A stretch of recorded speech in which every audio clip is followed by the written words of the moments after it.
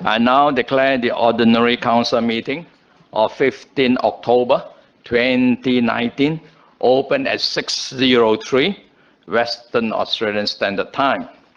We would like to acknowledge the Whadjuk people, the traditional owners of the land, and jointly we would pay our respect to the elders past, present, and emerging. Acting CEO. May I ask everyone present this evening to turn off all electric devices, mobile phones, iPads and tablets for the duration of the meeting. Tonight's council meeting is being recorded. A copy of the audio recording shall be available on the city's website within 72 hours of the meeting. The remainder of the disclaimer can be seen on the screen.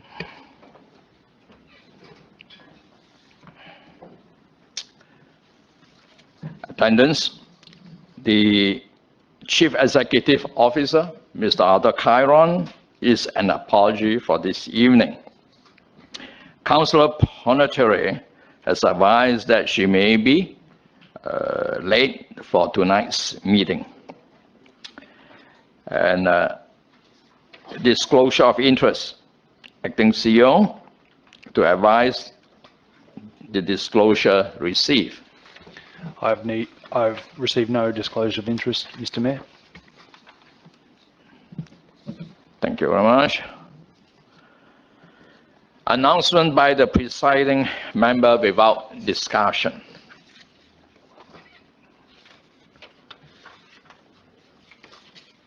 This evening is the last council meeting for those that were first elected in 2015 after the commissioner rules.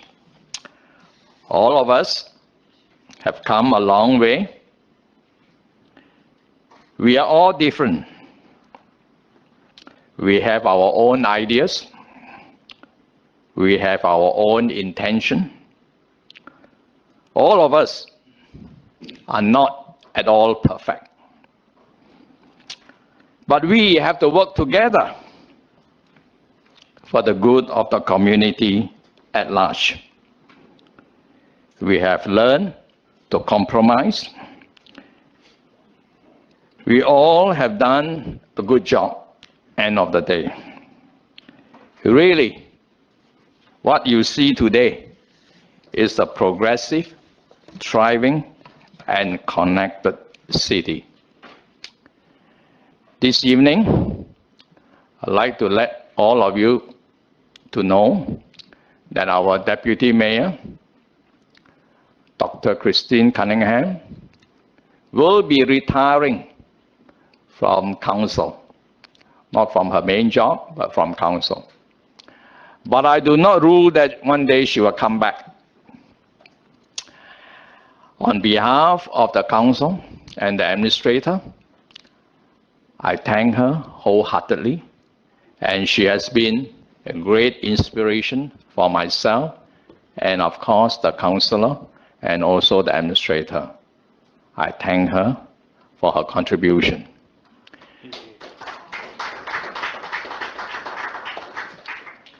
And as for the other councillor who will be standing for election, are those whose term are not up, whose term are already up.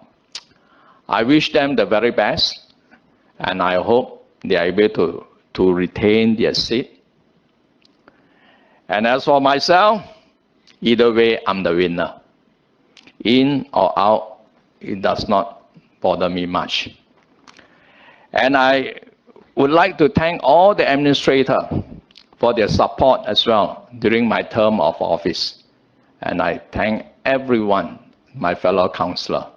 And if I have gone beyond, I hope you will forgive me, as I have always forgiven most of you. As the thing said, forgiveness is releasing the prisoner. Forgiveness is a very difficult thing. But forgiveness is releasing oneself. The first prisoner is ourselves. I have learned how to forgive. That's why I'm always a happy man, smiling away, because I released the prisoner in my cell. And I hope all of us can do that, even those in the gallery. If I have offended, please also forgive me. Release yourself from that burden. And I thank all of you once again.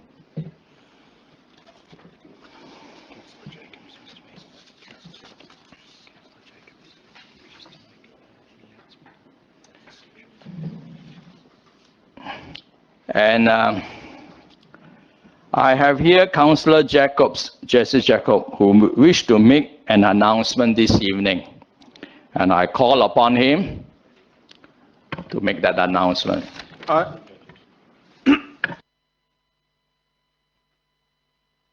Councillor, serious. I advise the meeting that a complaint was made to the Local Government Standards Panel in which it was alleged that I contravened 2 provisions of the Local Government Rules of Conduct Regulations 207 when I published and distributed flyers with the city logo to residents on the 7th and 13th of August 2018. The panel found that by behaving in this manner, I made improper use of my office as councillor with the intention of damaging the council, the city and Perth Airport, and misused the city's resources, thereby committing 2 breaches of Regulation 7 and 2 breaches of Regulation 8 of the Local Government Rules of Conduct, Regulations 2007. I accept that I should not have acted in such a manner towards the council, the city and Perth Airport, and I apologise to the parties concerned for having done so. Thank you very much. Councillor Jacob.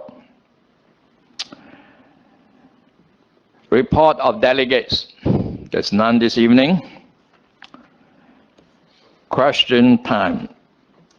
Response to previous question taken on notice, there's none. I now open the questioning time at 6:10 p.m. And before that, the acting CEO. The time set aside for public questions is 15 minutes, which may be extended if necessary. For recording purposes, please state your name and address and then proceed to ask your question. If an answer cannot be provided at tonight's meeting, the question will be taken on notice and an answer will be provided at the next ordinary council meeting. In accordance with policy AD 02, members of the public who have registered their interest to ask questions with the city's administration shall be called upon in the order in which the registrations were received. Written questions will precede verbal questions.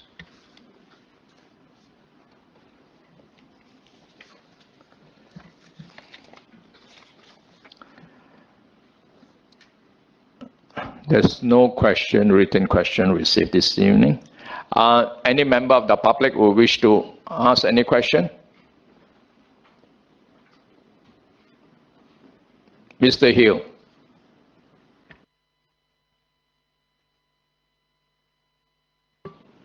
Warren Hill, 58 Stockman Way, Cannington. Will the council accept my gratitude for an item that's on the menu tonight, and that is about the changing of the council logo, because by God, the public does not like the idea of the money being spent on that. Acting CEO. Will you accept the gratitude for doing such a silly thing tonight? Because the public doesn't like it.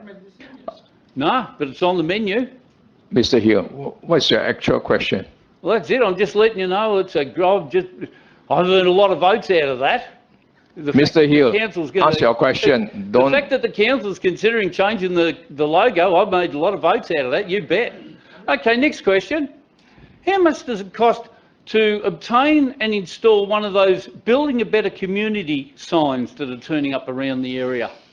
There's 2 in Sevenoaks Street, and I know there's 2 in Crawford Street, and there's a couple in a quiet little street over in Wilson. How much do they cost each to install? I think so. You have just asked your install. Mr. Hill, we'll answer your question. Thank you, Mr. Mayor. If you're referring to the signs that are required by the federal government or the funding partner who's provided funding for those road projects, Mr. Hill, I can provide you with the answer after some research. I don't have the figures off the top of my head, and I'll get back to you on that. Okay, next question. How much did it cost to put those signs on the side of a garbage truck? How much does one sign on the side of a garbage truck cost?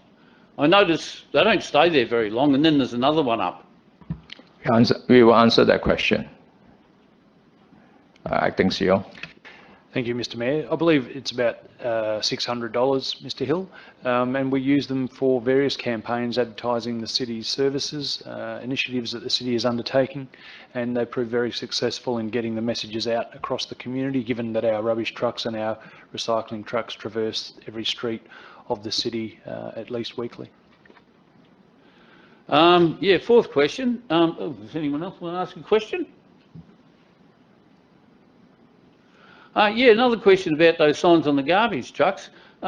Is the council aware that generally the public thinks they're a waste of money? You know, I talk to people as I'm going out getting votes, and generally they think that's a waste of money. That's an opinion that I'm allowing you people to know. What's your question? Yeah, are you people aware that general consensus of opinion is those signs on the sides of garbage trucks are a waste of money? Oh, well, just the people I talk to, yeah.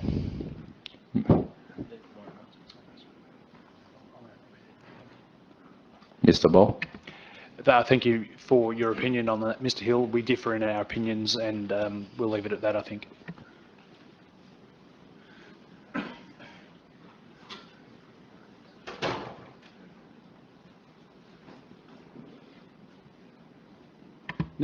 Next question.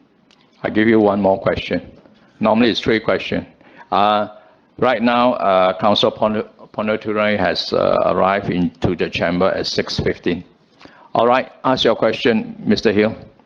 The Mayor said he wasn't going to expect the ratepayers to supply a personal vehicle for him at the last council election, and then he got a car. I wondered if the Mayor has decided whether he's going to get a car this time or not, and possibly he's already made a choice. Can you inform us?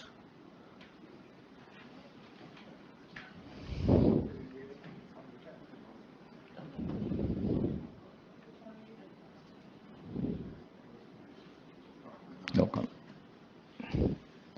There's no comment. Mr. Hill, I don't understand you. You have asked enough questions. Can you please sit down? Yeah, I'm just going to make sure I make use of the 15 minutes that's supposed to be allowed for question time, that's all. There doesn't seem to be anyone else Hill, to ask questions. Mr. Hill, please go back and sit down. Mr. Hill, please go back to sit down. How much time is left? Mr. Hill. Thank you. Anyone else who want to ask question?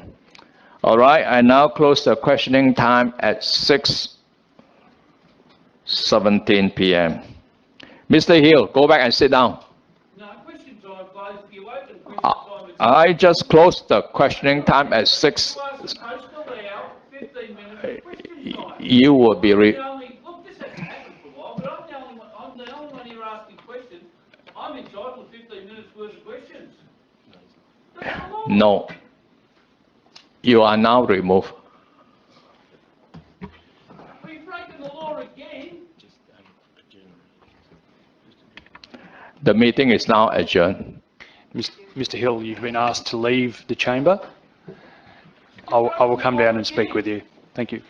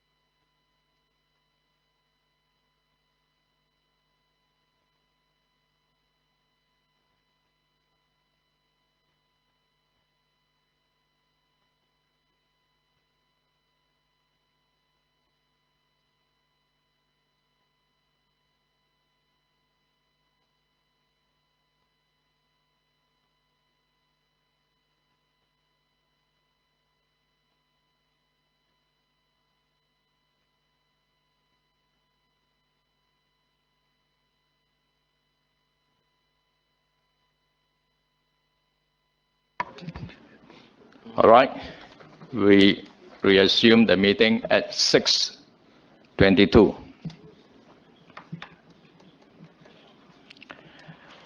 Confirmation of the minutes, ordinary council meeting held on the 17th September 2019. The recommendation is on page 2, it's on the screen now. Can I have a mover? Deputy Mayor. Councillor Margaret Hall. Deputy Mayor. I'm happy to confirm the minutes. Councillor Margaret Hall. Same here, Mr. Mayor. I confirm the minutes. Thank you. Anyone else have a question? All right, we'll put this to the vote.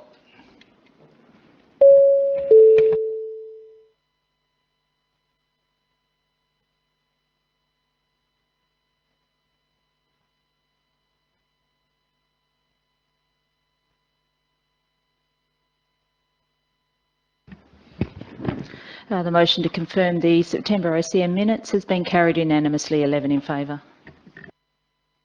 Thank you very much. Receiving of petitioner presentation and deputation. There's none.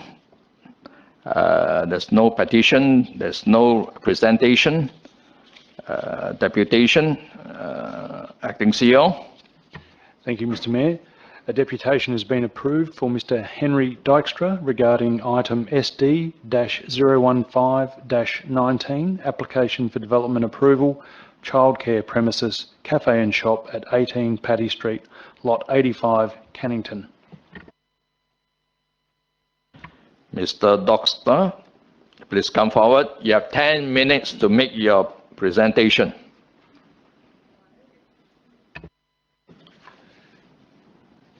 Yes, good evening, elected members, directors and technical staff. I'm Henry Dykstra from Harley Dykstra, and on behalf of the proponent, I'll be speaking in support of the application for the Childcare Centre Cafe Shop at 18 Paddy Street, which is on your agenda this evening. I'd firstly like to thank and commend the City's technical staff and the City's Design Review Panel for their rigorous and transparent assessment of our application. We consider the officer's report and the recommendation to Council to be based on sound planning principles, and we commend the City for preparing this comprehensive report. Further, we consider that the proposed conditions recommended for approval are reasonable and acceptable, and we raise no issues with those. My deputation this evening primarily relates to the discussions and the issues raised in last week's briefing session, particularly the issue relating to the marginal car park variation proposed. Since that meeting, we have confirmed the prospective tenants' staffing requirements, being as 14 staff members, reduction from the original proposed at 15. Due to the Childcare Act and guidelines, there is no further scope to reduce the number of staff required, and it's not commercially viable to reduce the number of children catered for in this particular development. So we're therefore seeking a variation to the scheme requirement for car parking, being a shortfall of 1.01 car bays, and the scheme provisions do allow Council to consider such variations to standards. So over the past week, we've also reviewed the site layout of our proposed development in search of opportunities to increase the parking available on site. However, we could not do so without a detriment to the development's overall integrity and amenity. In working with the City to achieve a solution, the applicant is happy to accept the following conditions that will help to alleviate car parking issues, if there are, when it's at full capacity. So the condition of approval requiring the preparation and implementation of an active transport plan, which would promote alternative transport modes to staff members and would also include a local employment quota.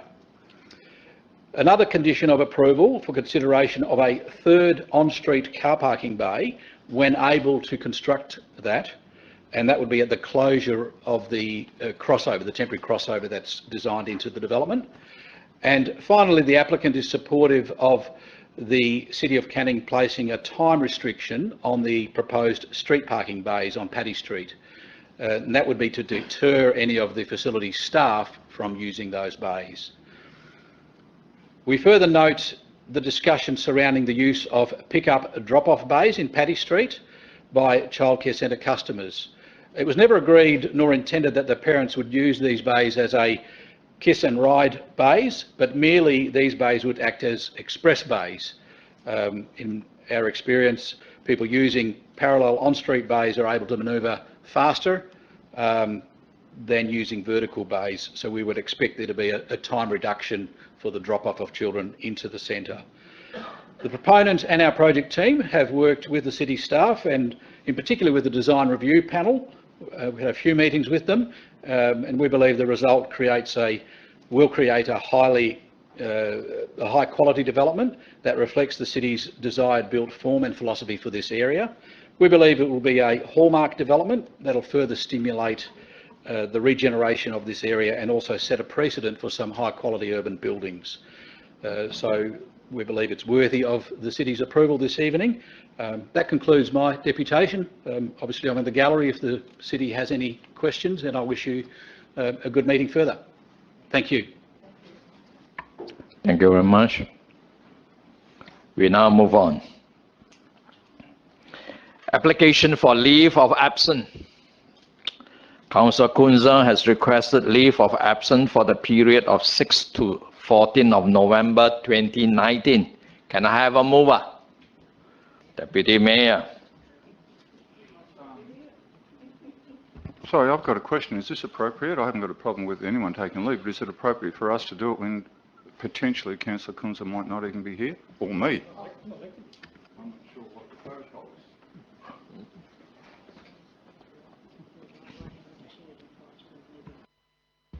Acting CEO.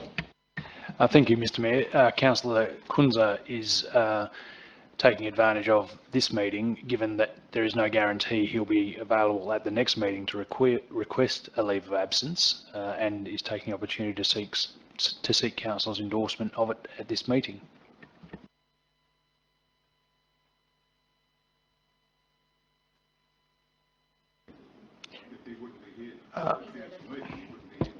Councillor Holland, can't hear you. I'm happy either way. I just want to make sure that the protocol is correct, that's all. Yes. Can I have a seconder for Councillor Patrick Hall? We now put this to the vote.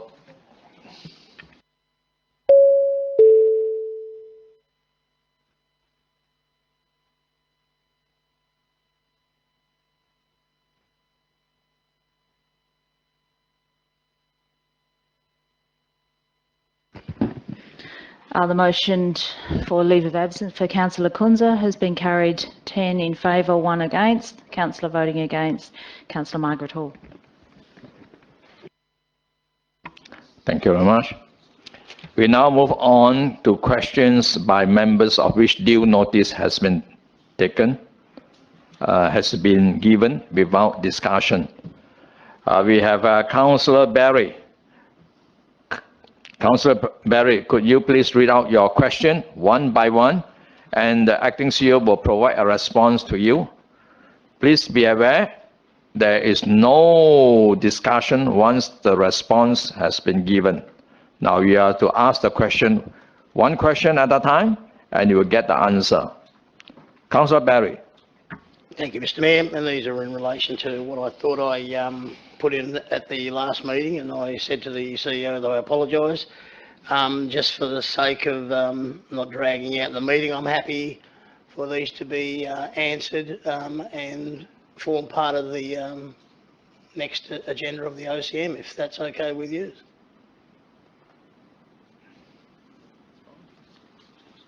Obviously, well, I say that because obviously you have the answers. So in other words, you want to defer the questioning? No. What is that? Just take them on notice. The answers are already there, but for the sake of time, if you want to just take them on notice and print them in the next, the minutes of the next meeting, or...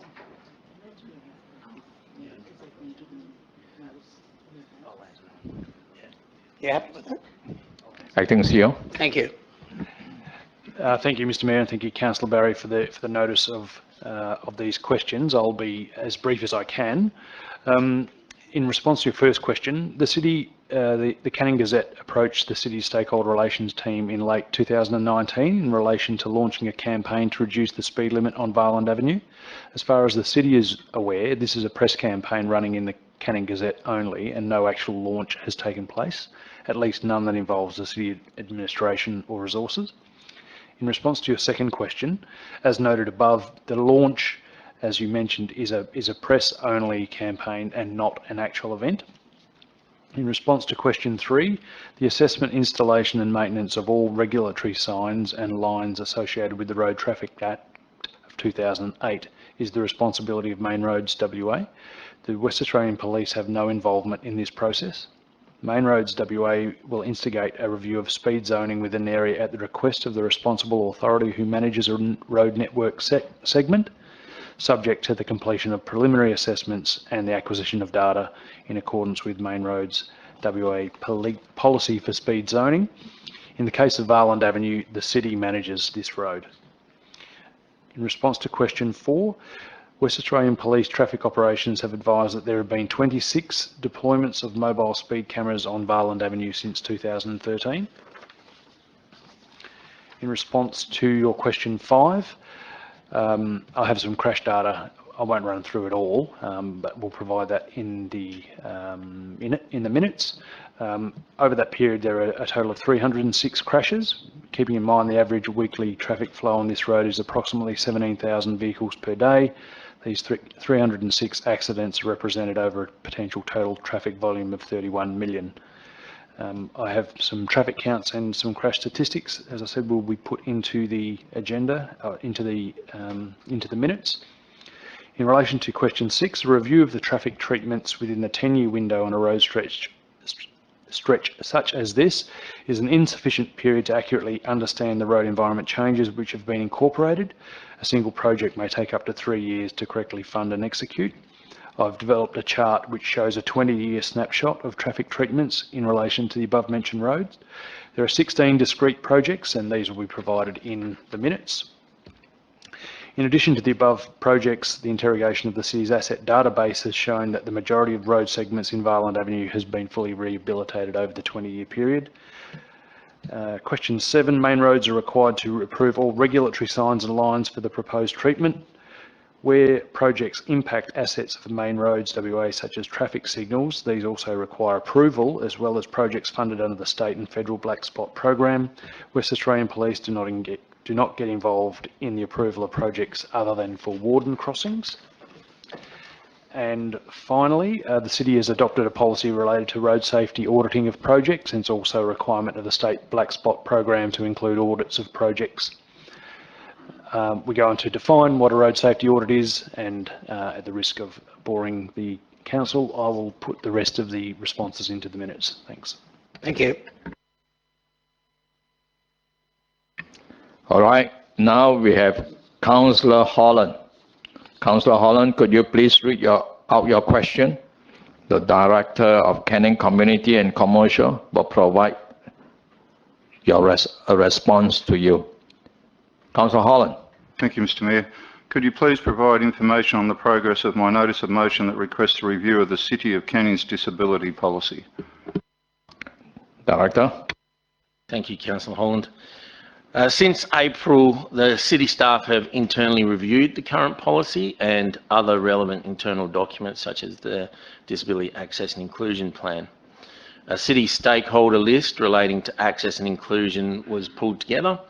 However, in doing so and looking at the recent disability community engagement sessions that we tried to facilitate, for example, the City's community infrastructure plan and the draft play provision strategy, City officers identified a need to engage a third party specialised in the disability access and inclusion space to help facilitate broad-reaching engagement around reviewing the current disability policy.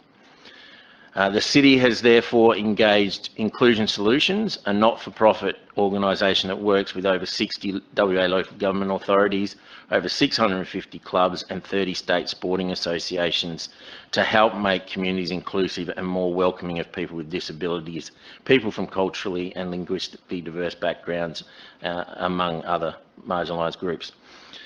As a third party focused on working with marginalised community members and groups, Inclusion Solutions is well positioned to ensure a transparent and genuine engagement process with the Canning community. One-on-one engagement has already commenced with some key Canning stakeholders. A survey has been developed by Inclusion Solutions to gather feedback to inform the review. Community organisations and individuals will be encouraged to provide their input. The City is now finalising the marketing material which will be used to promote the survey and opportunities to participate in the focus group sessions. Inclusion Solutions are planning to run 3 to 4 focus groups and will be engaging with the community over the next 2 weeks to identify participants for these sessions. A preliminary report with key insights and learnings will be provided by mid-November. In addition to the above, the City has appointed a Community Development Officer, Disability Access and Inclusion. This position will work collaboratively internally and externally with the community on initiatives that promote access and inclusion and engage the community, particularly those with a disability, so that we can better understand local issues and priorities. The appointed officer is working closely with the Manager of Community and Culture and Inclusion Solutions on the policy review as well. As well as that, the City continues to try and embed inclusive thinking into the development of our programs and services. And this was recently highlighted when the Cannington Leisureplex won the Community Service Provider of the Year at the WA Disabled Sports Association Sports Star of the Year Award for its inclusive Fit for All program. So summing up, all of that is taking place. We previously had indicated that we would get a report back to the October meeting with all of these things that are happening and the processes that we've put in place. We believe that will derive a much better outcome, and we are looking to report back to the December OCM.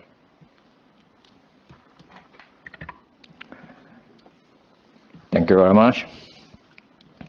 Now we move to items brought forward for the convenience of those in the public gallery. There is none this evening. There's no reports from committee meetings. Report, Office of the CEO. There's no report. Yes. And we now move on to OC 008-19, New Style Guide for the City. The recommendation is on page 5. It's on the screen now. Can I have a mover? Councillor Ponnature. Can I have a seconder? Councillor Patrick Hall. Councillor Ponnature.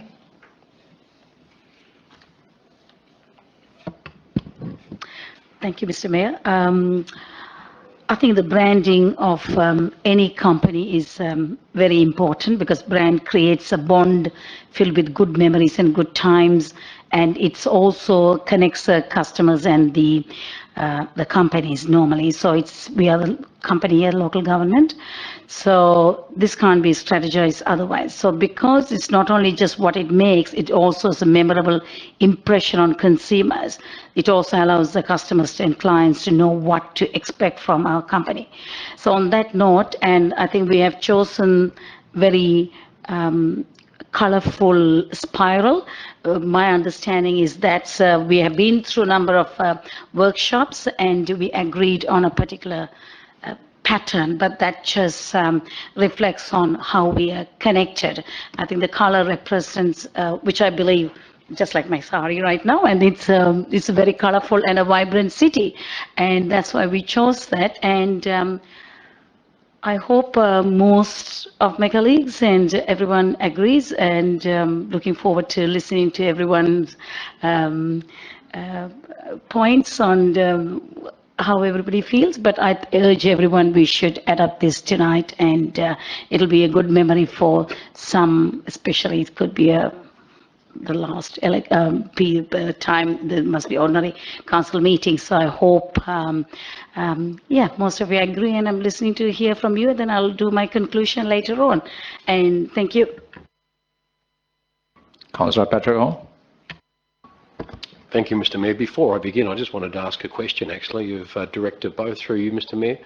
I was at a recent community forum where a number of figures were bandied around publicly about the cost of the implication of this branding, and the sum of about $200,000 was thrown up. I know it's incorrect because I've read the paper here tonight. I wanted some context from you just in relation to cost implications, because there may be some misinformation in the public domain that the cost of implementation might be much different to what's actually illustrated in your report.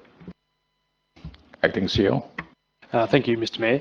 Yes, as I understand it, Councillor Patrick Hall, when the city and the administration first contemplated changes to the brand, a figure of around $200,000 was bandied around, but that was in relation to doing an immediate rollout, changing over signs, stationery and other physical infrastructure in the public realm.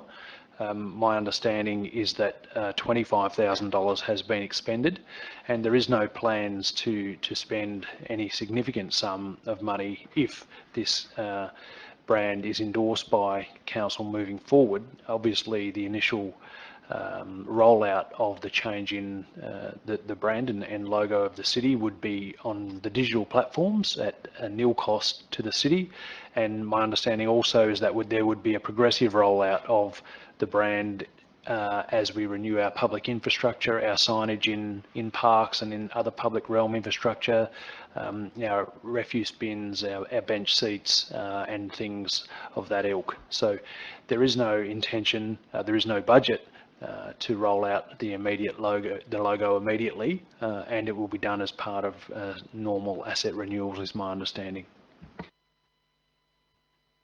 Councillor Patrick Hall.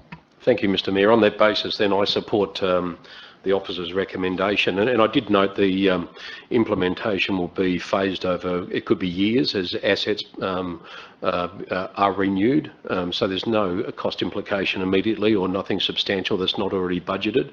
I understand that this motion was actually brought by a councillor, I think, originally, and was supported by sectors at that stage. And I think any contemporary council should be looking at ensuring that at times when provided with the opportunity that it does align itself with the contemporary views of its constituency. And I think in this case most people would agree that the branding would be welcomed at Canning if done and managed properly. I have no issue with it at all in relation to the branding. I guess our role as a council is simply to make a decision to either adopt the rebranding or not, to provide the funding or not. I don't think it's our role to actually, choose the design. That's something that I think was left to the city's administration, as it is probably the right approach. Though, of course, council did have their own views and were invited to actually to submit those views, but I'm very happy to endorse the officer's recommendation, and I very much hope the rest of the council take the opportunity to accept and adopt the brand and stand behind it. It's costing us almost nothing to do so. It'll be rolled out over a long period of time incrementally, so any thought of some massive cost implication here is moot, and I can see no reason why we would oppose this tonight. I think it echoes in a new era for this council. We may be after the past. Our previous logo has seen at times a council administration that perhaps was at times criticised as being dysfunctional, and I think we leave behind all of that. We move forward with a fresh new brand to take us into a contemporary new era for the council. Thank you, Mr. Mayor. Anyone else want to speak against it?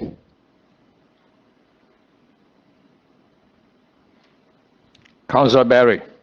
Thank you, Mr. Mayor. Yes, I would speak against the recommendation, and I'd also foreshadow that if it's lost, that a new motion that reads, 1, council resolves to retain the original logo as is currently used on the letterhead and other stationery signage on city assets, and 2, any further review of the brand logo be undertaken in line with all other policy and local law reviews. The reasons, well, Mr. Hill aside, many people that I've spoken to have said that this is basically what they consider to be a indulgent waste of money, a vanity issue. Many would simply say that it's just a waste of ratepayer funds, and I find it hard to argue against that. I'm sure if it went to community consultation, the sentiment would probably be the overriding or general consensus. It would be interesting, given the rationale of this rebranding, just how the likes of AMP, Commonwealth Bank, NAB, ANZ and Westpac attempt to rebuild the lost confidence of the public at large. If they think they can do it with a new brand, as we're sort of suggesting here, the thing is they are competing for the hearts and minds and mostly the dollars. We, the City of Canning, as I see it, are competing against no one. We're not a retail banker, we're not commercial, we're not an academic institution. We're a service organisation solely providing the service for the rates and fees and charges that we ask of our residents. We have an armoural crest and a brand logo. It has served us well. But as it says in the background, it's what the customer thinks when they see the brand and how they interact or what dealings they have had with you, and that's us, the council. If it's poor, you're done. No matter how many times you change your logo, it's like a leopard, it just can't change its spots. Logos by themselves only reflect our dealings with the public, as I said, of the brand. If it's good, that's okay, and if it's not, once again, you're done.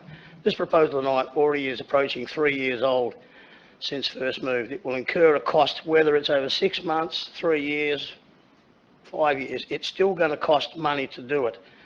And as I said, I think it's an unnecessary waste of ratepayers' funds.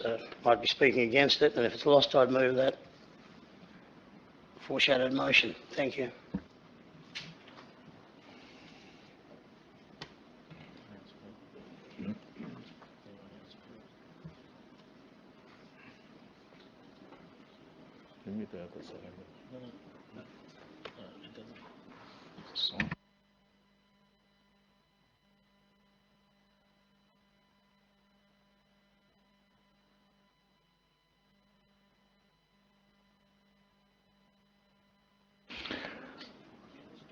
All right, anyone else want to speak for the original motion? Mr. Mayor, Councillor Holland. Sorry, I've got a couple of questions I'd like to ask first, if that's okay. Yes. Further on from Councillor Patrick Hall's questions, Director Bowe, can you assure me that this will be cost neutral and that there will only ever be rolled out, besides electronically, to replace existing stock when that's exhausted? And the same on vehicles, fences, or posts or seats or whatever else that would only ever be poured out, so it would effectively be cost neutral.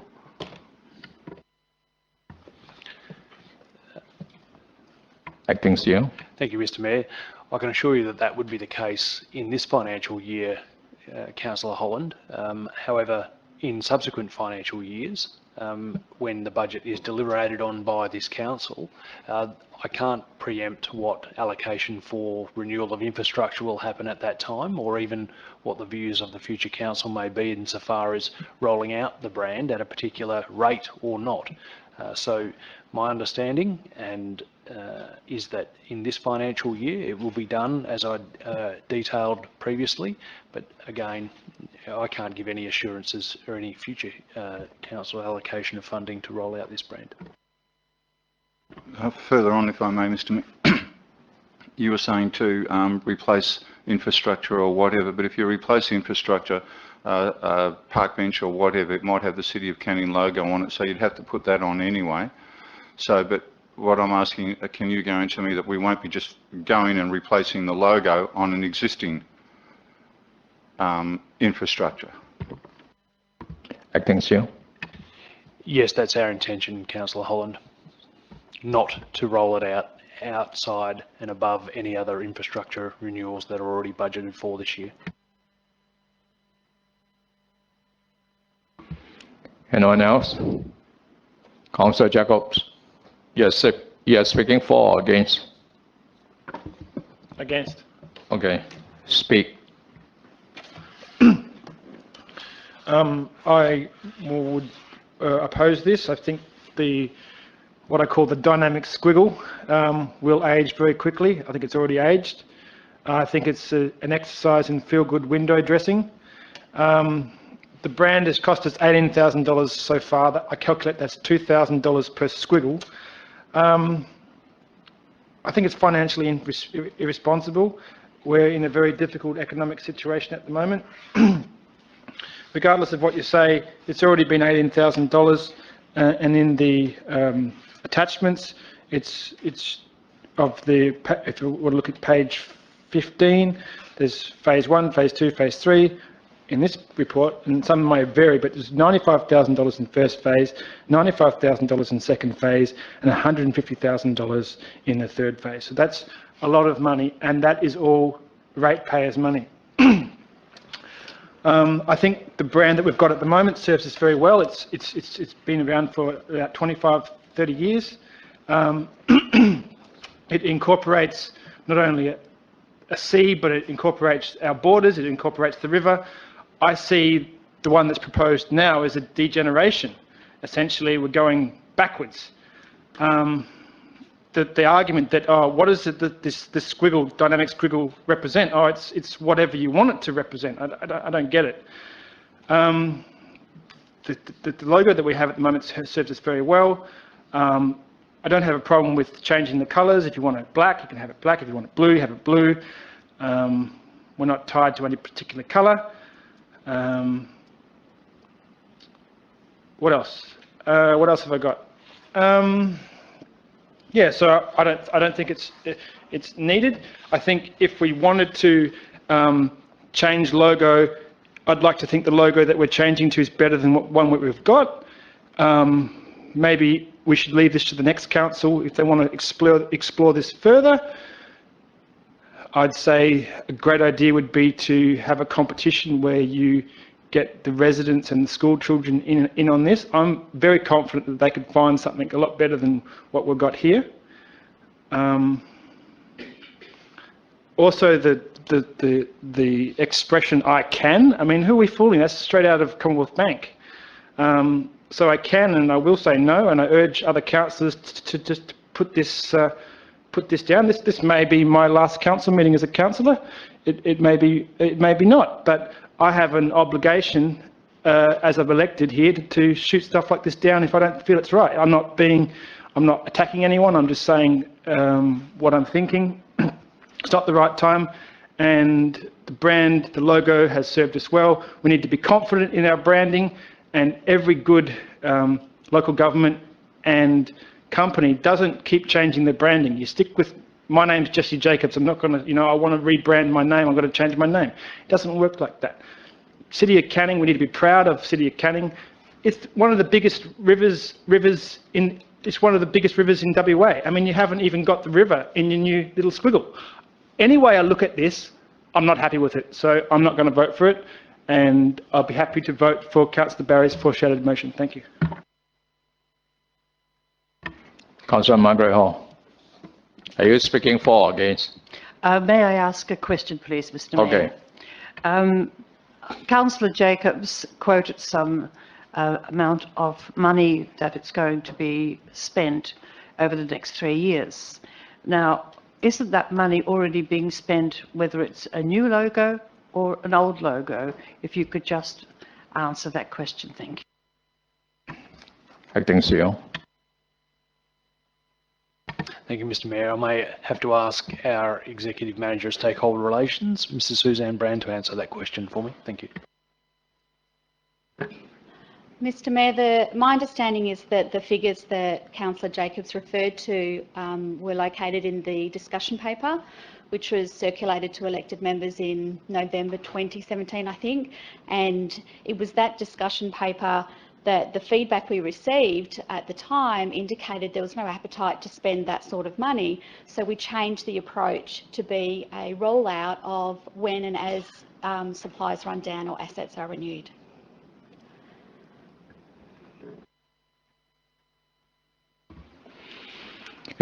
Councillor Kunza. Sorry, I've just got another question, Mr Mayor. My understanding through the conversation over time was with street signs and park benches that we wouldn't have a logo, so it wouldn't be dated, and it would be major assets that would have a logo in the future. Is that correct? I think so. Thank you, Mr Mayor. I don't believe any decision that has been made on that, Councillor Kunza. It's certainly a view that it does preserve and potentially save in funding, but having said that, though, it isn't intended to roll out those renewals of those assets such as street signs outside of the standard asset renewal process anyway. So I don't believe a decision has been made in answer to your first question.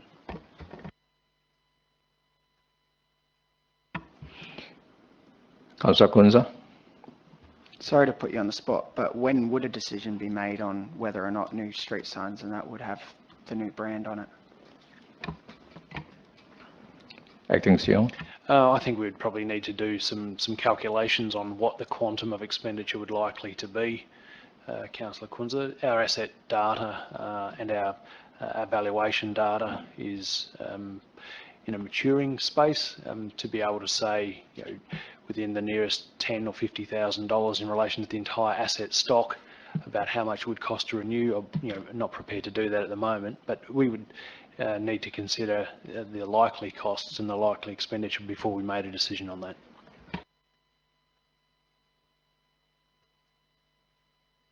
Councillor Margaret Hall. Through the Mayor, I will be voting for this. Had a really good think about it. For the last couple of times, the council has been suspended under this logo. We have spent a lot of money in the last 4 or 5 years on getting new projects, new city facilities. We are really regenerating all the city of Canning.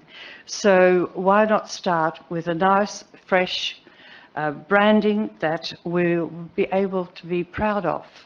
We're not asking to spend a fortune, and I think if we do it subtly, piece by piece, I think it could be a good thing.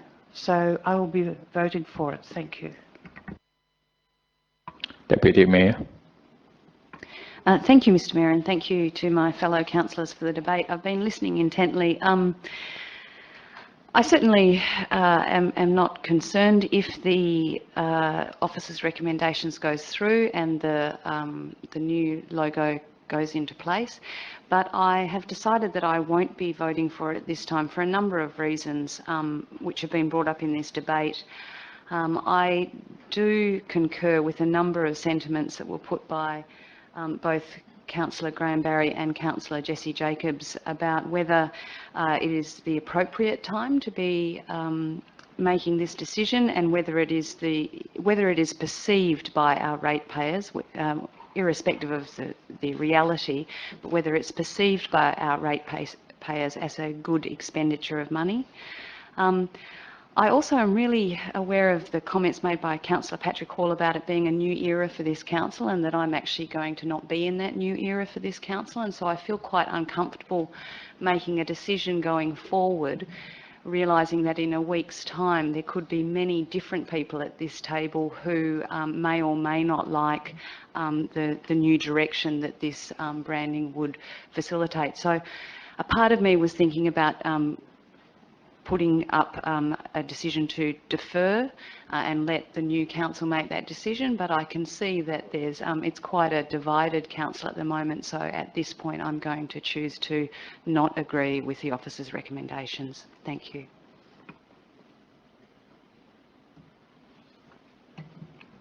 Councillor Sabiri.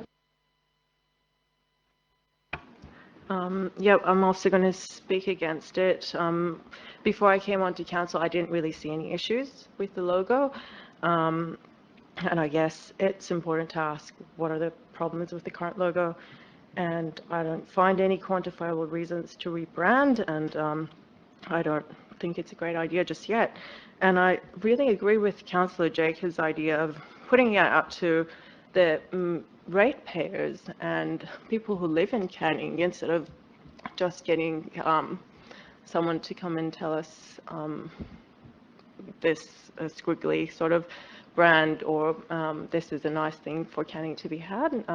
Yeah, I don't think that actually happens. So I think that's a lovely idea. Yeah, so I just don't agree. Thank you. Councillor Potter. You're speaking for or against? I'm speaking against the officer's recommendation. I have the similar concerns of my fellow councillors. Primarily that the logo in another 10 years will look extremely outdated and the colour scheme isn't going to improve by then either. So the current logo, I do quite like it, but the maroon's not amazing, which is something that's definitely been addressed by changing the colours. And as has been mentioned previously, I also think that if we're going to dramatically change the logo, we should go out to the community and get submissions. Thank you. Anyone else? Councillor Kunza. You're speaking for or against? Well, I'm about to say what I'm... Okay. Mr Mayor, I'm speaking in favour of the officer recommendation. Look, I mean, everyone's made valid points, and it's up to us to make a decision. I don't think that just because there's an election on Saturday that should remove our prerogative to make decisions. I mean, that's what we're here for, and no one's ever suggested a caretaker policy or anything like that. I don't think this is actually, well, it's an important decision, but there's a number of important decisions that were going to be made tonight, and is that going to be the precedent for everything that we're considering this evening? I believe that we've already spent $25,000, is it 25 or 18, I'm not sure, on this, and most of the work's already been done. As I said, as stock is rolled out, it will come with the new branding. But a comment was made earlier that we're not competing against anyone. I don't believe that whatsoever. We are a brand, we are a local government, we're competing with other local governments for attention, we're competing with other local governments for grant funding. We have our own brand based on our history, based both positively and negatively, and I think a fresh brand could potentially help the city go forward and try to attract attention. I look at the city of South Perth, Joondalup over time, and how they've refreshed their brand, and I think that makes me, it gives them my attention. I think that's a positive move, and I think that's what we should be striving for. I wouldn't be sitting here probably supporting it if it was proposing what was originally intended, or the proposal in 2017 where we were changing stock, but that's not what's proposed here tonight. I believe that the perception of ratepayers, if they actually looked at what we're intending to do, would actually be a positive thing. If people were jumping around saying $200,000, $300,000 to implement this, I mean, I'd be against it too. But if you're actually saying that we've spent the money on looking at potential rebranding and that there's not going to be any massive costs going forward to actually give the city a new look and help to get that attention, when we're making grant applications, I think our brand is extremely important. And I think that's what you should consider when you actually, when we're selling ourselves and trying to attract important grant funding, which sometimes is to the millions of dollars. I think that's extremely important, and that's why I think that whilst based on how people have already spoken, don't see this going through, I think that my fellow colleagues should actually consider the positives of this and vote for it. Thank you. Anyone else? Councillor Holland. Thank you, Mr Mayor. I, like the Deputy Mayor, have listened to all sides of the argument as well, and I will preempt what you're going to ask, Mr Mayor, and say at this present point in time I can't vote for the motion. I'm still not sold on, and I disagree actually with Councillor Patrick Hall, by saying that we should not choose the design, that the design should be chosen in here. I agree. I think that should be it. Also agree with a couple of other points. I would have much preferred, to be honest, that we did get some more public consultation or public input. And to be quite honest, I'm not sold on the design. I can't vote for it when I'm not actually sold on it. I brought it up at the AB last week, or at our briefing as well. I'm just not sold on that design. I am worried that it's going to date terribly. So at this present point in time, I'm not worried about the cost part of it because I've had guarantees from Director Bowe that it will be cost neutral and that will only come into it. So as Councillor Kunza said, I would be dead against it 100% if it was 300,000, or like Councillor Jacobs says, that stage 1, 2 and 3, but it's not happening like that. But it's incumbent on us, as soon as it's come to this chamber, that if we're going to go for a rebranding, we've got to like the rebranding and agree with it as well. That's what we're here to do. I don't agree with deferring. I think, yeah, we can make the decision on this sort of thing, on this one. Sometimes I would disagree with Councillor Kunza and say, yes, sometimes you do need to defer, but I don't think on this one it is, and I'm just not sold on the design at all. So in this instance, I will be voting against it. Thank you, Mr. Mayor. Councillor Ponnaturri, you close the debate. Thank you, Mr. Mayor. It was an interesting debate hearing from my colleagues, fellow colleagues. I think most of us have been involved in the full process of these branding workshops, and we have all digested, and we all had our own time to give the feedback as well. Yes, if we are going to ask for all matters for public consultation, why are we here? We are elected by the community to make decisions.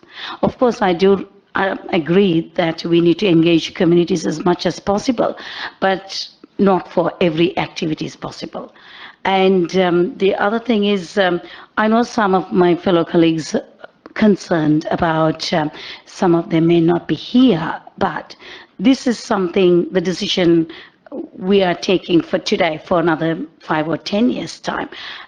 It may get outdated in 10 years time, yes, because it is time for us to make a change, because I do agree with Councillor Patrick Hall and Councillor Kunza, because what was the population 20 years ago in Canning is changed to now. So that's what I'm saying, because it is representing the multicultural right now, because that's how I see myself with all the multicolors, and it represents how we're going to get connected.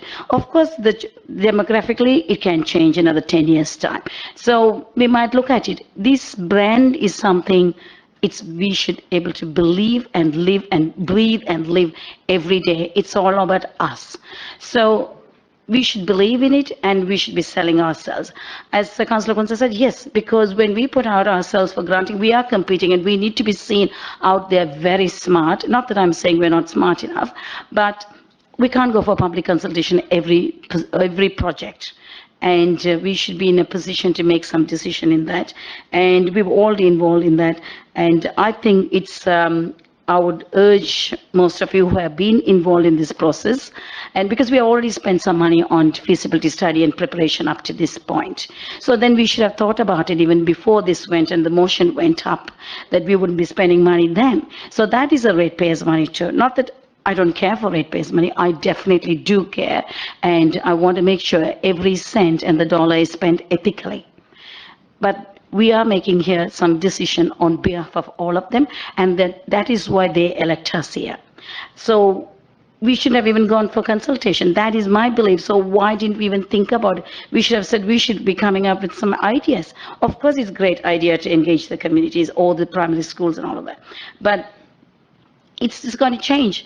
And so I think this is fantastically representing who actually lives in Canning and what we are in Canning and vibrant Canning. So that's the path we are heading. And yes, we needed a refresh, and that's where we are going on a new look. And we all need to believe in it. We have to breathe and live that.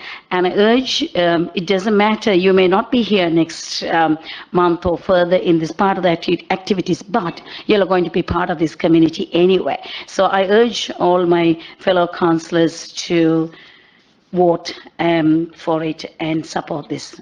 Thank you. And also thank the team, the marketing team, and all others who have been involved in this making decision. And I strongly believe branding is important. Thank you. All right, we put this, yes, Deputy Mayor. Thank you, Mr. Mayor. I'm not sure if it's allowed, but may I make a request, please? Yes. Yes. My request is that we take the vote 1 and 2 separately, and I can explain why if you would like me to.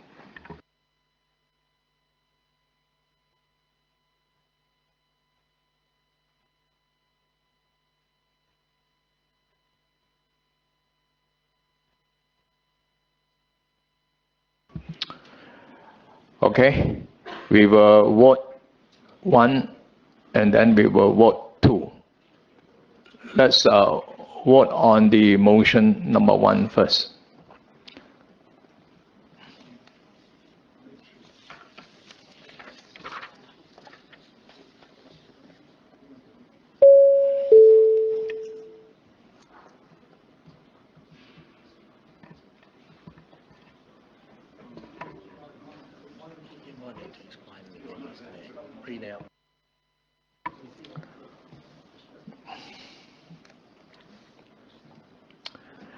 Before you vote, what we are going to vote is number 1, adopts concept 3 as the visual identity applied to in a new style guide for the city of Canning, as contained in the attachment 2.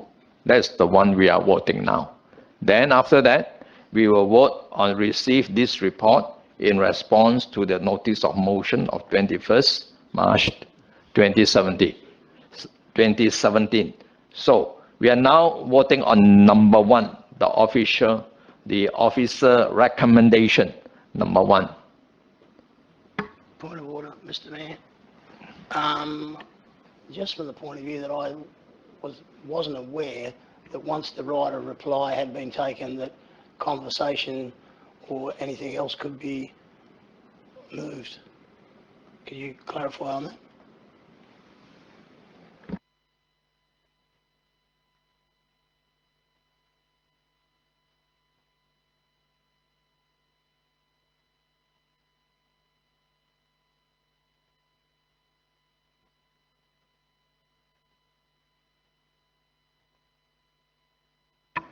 Councillor Barry, you will have to accept my ruling just now that we are going to vote on number 1 and then vote on number 2.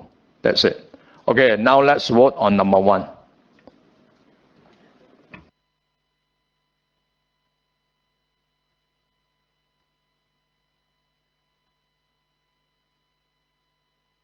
Councillor Holland, I don't have your vote.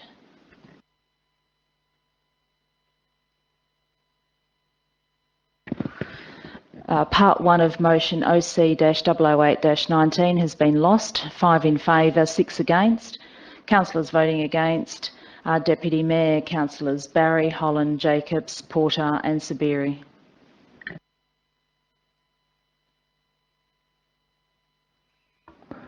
All right, we will now vote on number 2.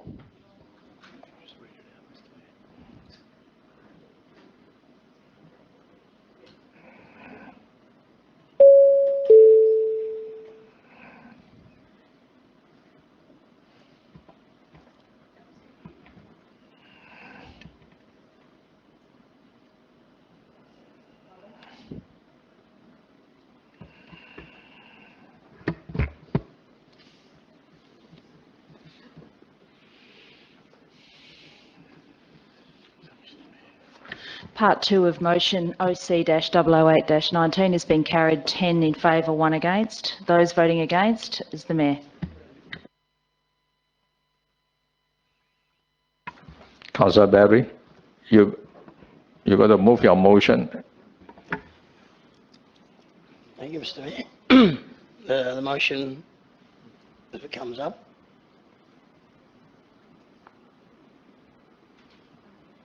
And basically that is to council resolves to retain the original logo as is currently used on the letterhead and other stationery and signage on the city's asset, and 2, any further review of the brand logo would be undertaken in line with all other policy and local law reviews. Do you have a seconder? Councillor Jacob. A point of order, Mr. Mayor. I think this is a point of order. I believe that the officer's recommendation passed, so I'm not sure why we're going to a foreshadowed recommendation. One was, but the second was.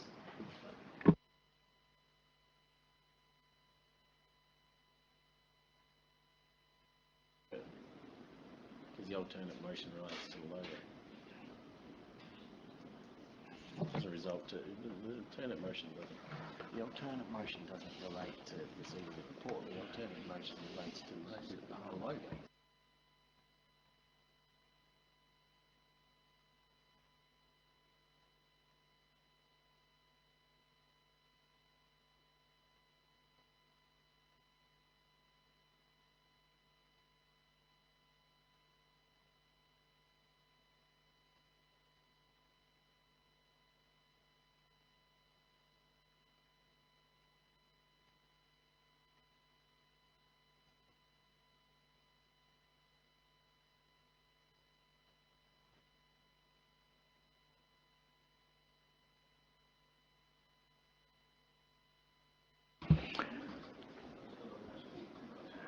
Hang on, hold on.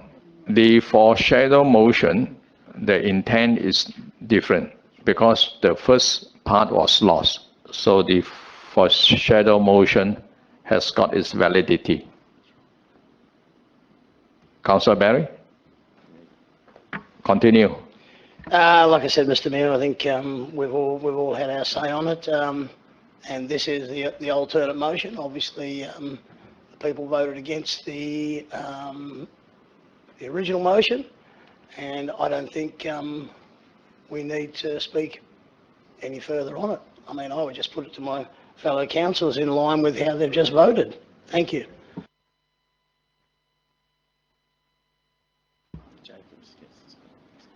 Councillor Jacob. Is it all right if we just amend the second bit to say any further review of the brand logo be undertaken by future elected members? Because the policy and local law thing makes it a bit complex for some of the other councillors here, Councillor. Can we do that? Are you happy with that? Okay. Okay, well, then I'll second it. This makes the second sentence, any further review of the brand logo be undertaken by elected members.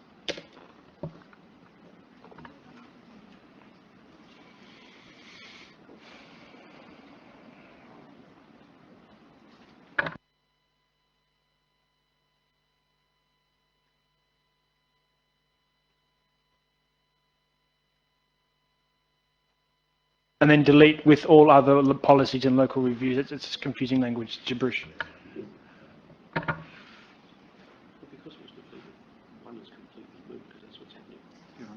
You answer it, give it to him.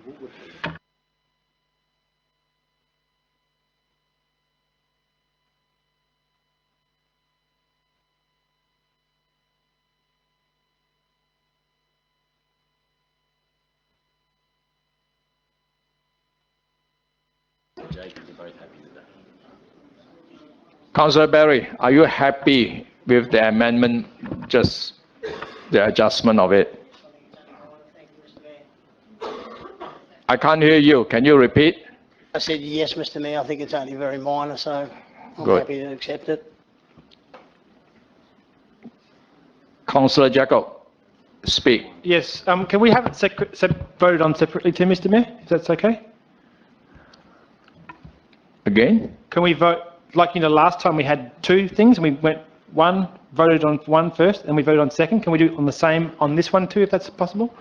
Yes. Thank you. So I just wanted to speak for it. Got a few questions here, but if people could wait, I'll just be quick.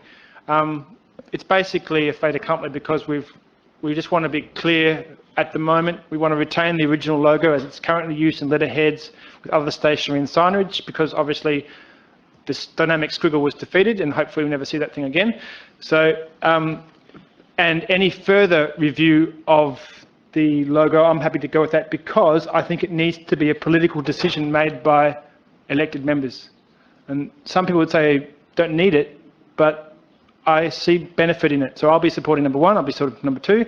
If councillors can't vote for 2, then I think voting for 1 would be a great start. So I'm going to support it, and this is the logical step, because otherwise if you don't want the squiggle, the squiggle's already dead, and then you don't vote for this, then where are you? I mean, double negative sort of thing. So I'll be voting for both of those things. Thank you. Councillor Kunza. Can I just ask a question? Given that council resolutions are directives, in point number 2, how can we be asking for the further review of the brand to be taken by elected members? Are we telling ourselves to undertake a review? I don't quite understand that. Just saying that the administration is not to do any more work on it. That's how I'm taking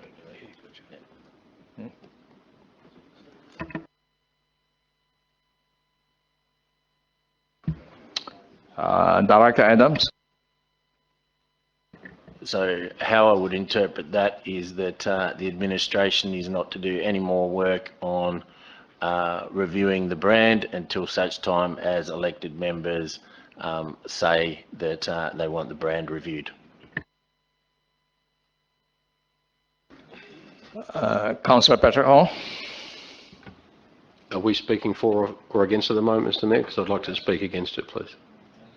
I'd like to speak against this, and I'd urge councillors, please, to also join me in voting against this, and I'll give you my reasons for that. Part 1 of this motion, and I can tell you, I didn't expect to be sitting here for an hour and a half tonight discussing the branding of the City of Canning, but we've already, the first motion, the substantial motion, has already been defeated, which means that by virtue of the fact that we're not adopting the new logo or the new branding, we are in fact retaining the original logo as it is currently used on the letterhead, other stationery, signage and other assets. That, in my mind, 1 of this motion is completely redundant, because that's the byproduct of what we have just done as a council. So we have already chosen not to adopt the new logo. So without question, it means that we are retaining the current logo. So in my view, I just don't understand what we're doing by proposing part 1, which is already completely redundant. The second part of that, where it says any further review of the brand logo should be undertaken by elected members, what do we think we're doing? Are we actually going to undertake the review ourselves? Because that's what we're voting to do here. It's like the CEO's remuneration review, which is actually undertaken by councillors. None of us are going to undertake a review of this. Surely we're going to ask the administration to do what the administration does, and that is actually to present a report to us. We might actually decide to send this out for community consultation. We might decide to do all of the actions that Councillor Jacobs and others mentioned earlier in the evening. But it's not up to us as a council to actually physically review the logo, but this is what's actually being asked of us. All the actions that this council required and supported have already been put aside by the fact that the council chose, and I was a part of that council, so the council has chosen not to support the officer's recommendation. So everything that's in front of you now, this foreshadowed motion, is already in my mind either redundant or not the role of this council. So I would ask for councillors to unanimously vote against parts 1 and parts 2, and just let the status quo remain, which is that by virtue of the fact we defeated the original motion, or it's decided not to support it, that we are doing the first of those initially, and the second one is just not within our remit. So if anybody's got a difference of opinion, I'd be happy to hear it, but you know, I feel very strongly about this. This is just not what we should be doing. They're poorly worded. It just doesn't make any sense to me, and provides no clarity for the future council, which will have new faces on it in a week's time. So please, I'm asking you, don't burden the next council with this what's in front of you, this foreshadowed motion. So I'm speaking against it, Mr Mayor. Councillor Holland. Maybe You're speaking for or against? I'm going to speak against, so do you want to go to someone for first, or do you want me to just talk, Mr Mayor? Continue. A lot of what Councillor Patrick Hall agrees. Actually, I think I can't abide by number 2. I think it's ultra vires, actually. This is way beyond our what we are entitled to do. We are not allowed to go there and do our own review. I think you'll find that that would be the decision if it was ever looked upon. And if it is ultra vires, we cannot, in any circumstance, vote for number 2. Number 1, I agree. Actually, it is redundant because we'll keep the same logo anyway. But please be aware of legislative restrictions that we've got on what we're allowed to do and what is the administration of policy and what is the policy decision makers, whether they can administer policy, and we're not allowed to administer policy. That is the job of the administration, which leaves it that we are not allowed to actually, by the wording on that, a further review to be undertaken by elected members. In my opinion, it's ultra vires. Unless we need a legal opinion on that, we can't vote for that. Councillor Ponratore. Thank you, Mr. Mayor. I think we've been sitting on this particular item far long, and we've come to the stage we have spent probably more than 3 workshops that we have spent more than ratepayers' money, what we could have been spending on that. And I don't think we should be spending on legal opinion all of these things, because we should be fairly able to use our brains to make a decision, and the administration here, they're all well qualified, and that is what I feel is we are wasting our ratepayers' money. So that's why I consider that we should be very careful in making every notice of motions coming through. We carefully make a decision, and when we are even attending the workshops. So already we have wasted enough money. So let's, this is basically redundant, and then we should just move on. Thank you.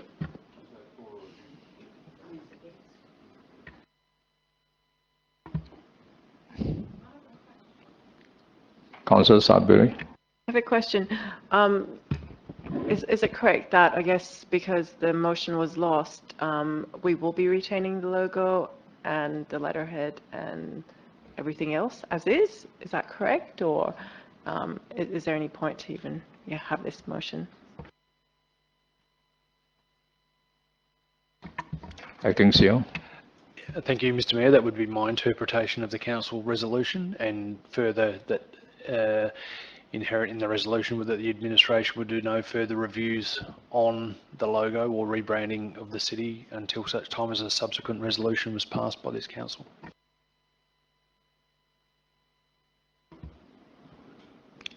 All right. Councillor Barry. Thank you, Mr. Mayor. Well, just part of rebuttal.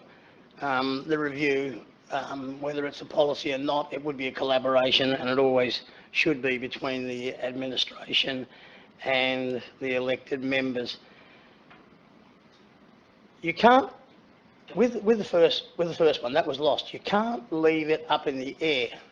You have to say it. It says if it's lost, you have to have a foreshadowed motion. It has to be put into words. You just can't leave it hanging in the ether. The first one was lost. This is the foreshadowed motion. For those of you who voted for it before, I'd ask you to think about that, because you just can't do it.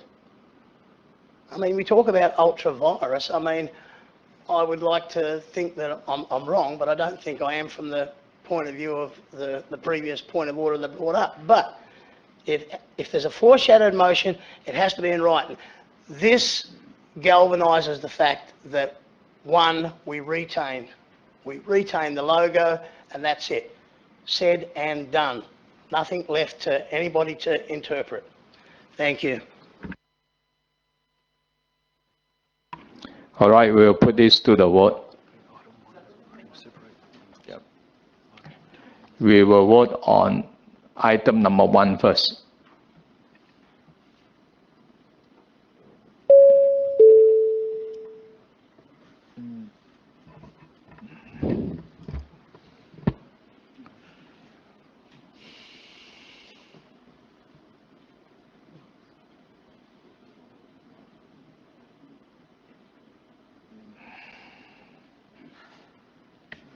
Part 1 of the foreshadowed motion on OC-008-19 has been carried. 8 in favour, 3 against.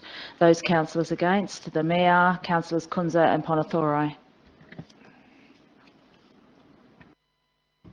All right, we will now vote on item number 2.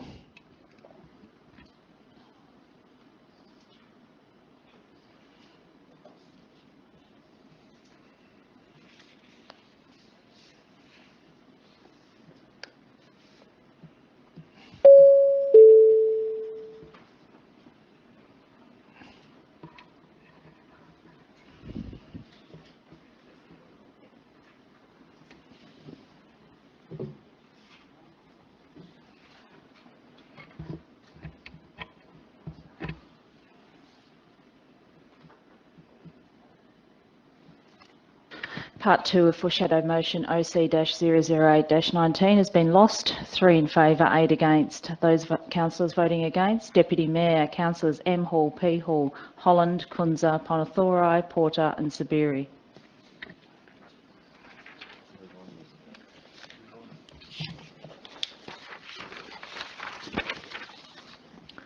All right, we will now move on to monthly financial report, August 2019. The recommendation is on page 27. It's on the screen now.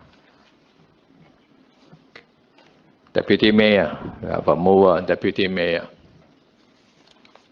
Can I have a seconder? Councillor Margaret Hall. Deputy Mayor. Thank you, Mr Mayor. I'm happy to support the officers' recommendations as is. Councillor Margaret Hall. Thank you, Mr Mayor. I'm also happy to support the recommendation. Anyone else? Councillor Barry. Just a question, please, Mr Mayor, to Director Adams. On page 36 of the attachment 2,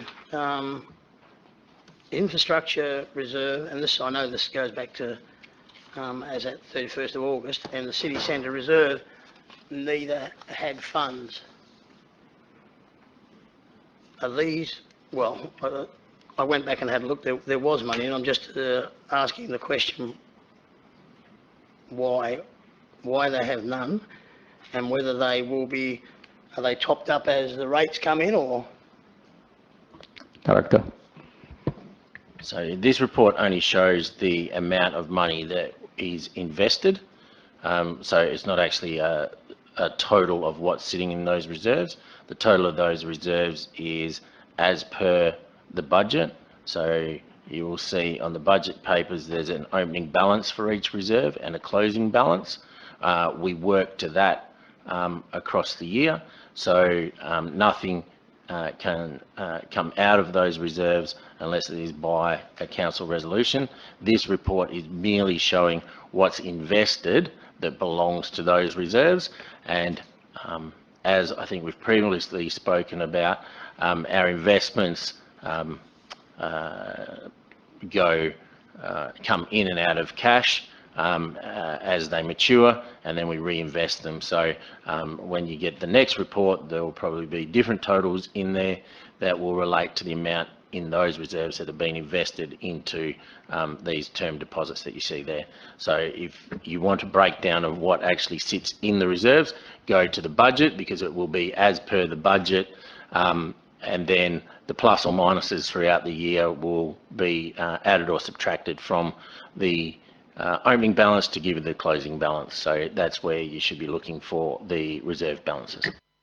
So the investment portfolio, even though it says total funds, that's just the dollars that we have invested, and the rest, and I don't know what that is, would be in cash. Is that correct?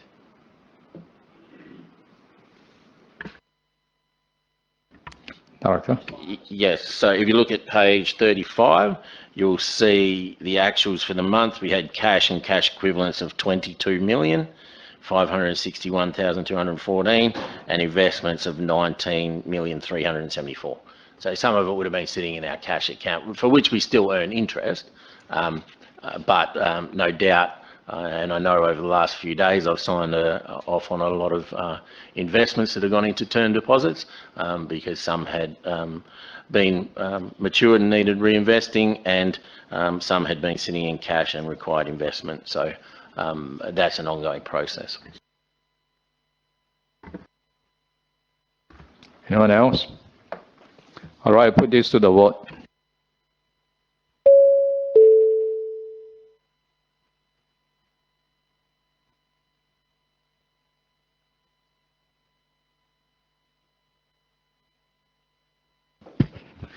Motion CC-046-19 has been carried unanimously, 11 in favour.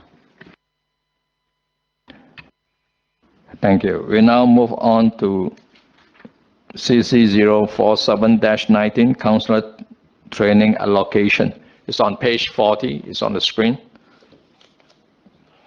I have a mover, Deputy Mayor. Can I have a seconder?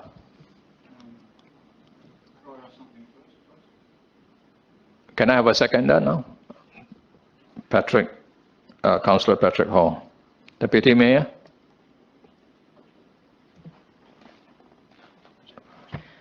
Thank you, Mr Mayor. I support these officer recommendation. I'm very pleased to see that the changes that have been made to endorse mandatory training, and speaking from my experiences of 2015, it's essential that all newly elected councillors go through this training. So I support. Thank you. Councillor Patrick Hall?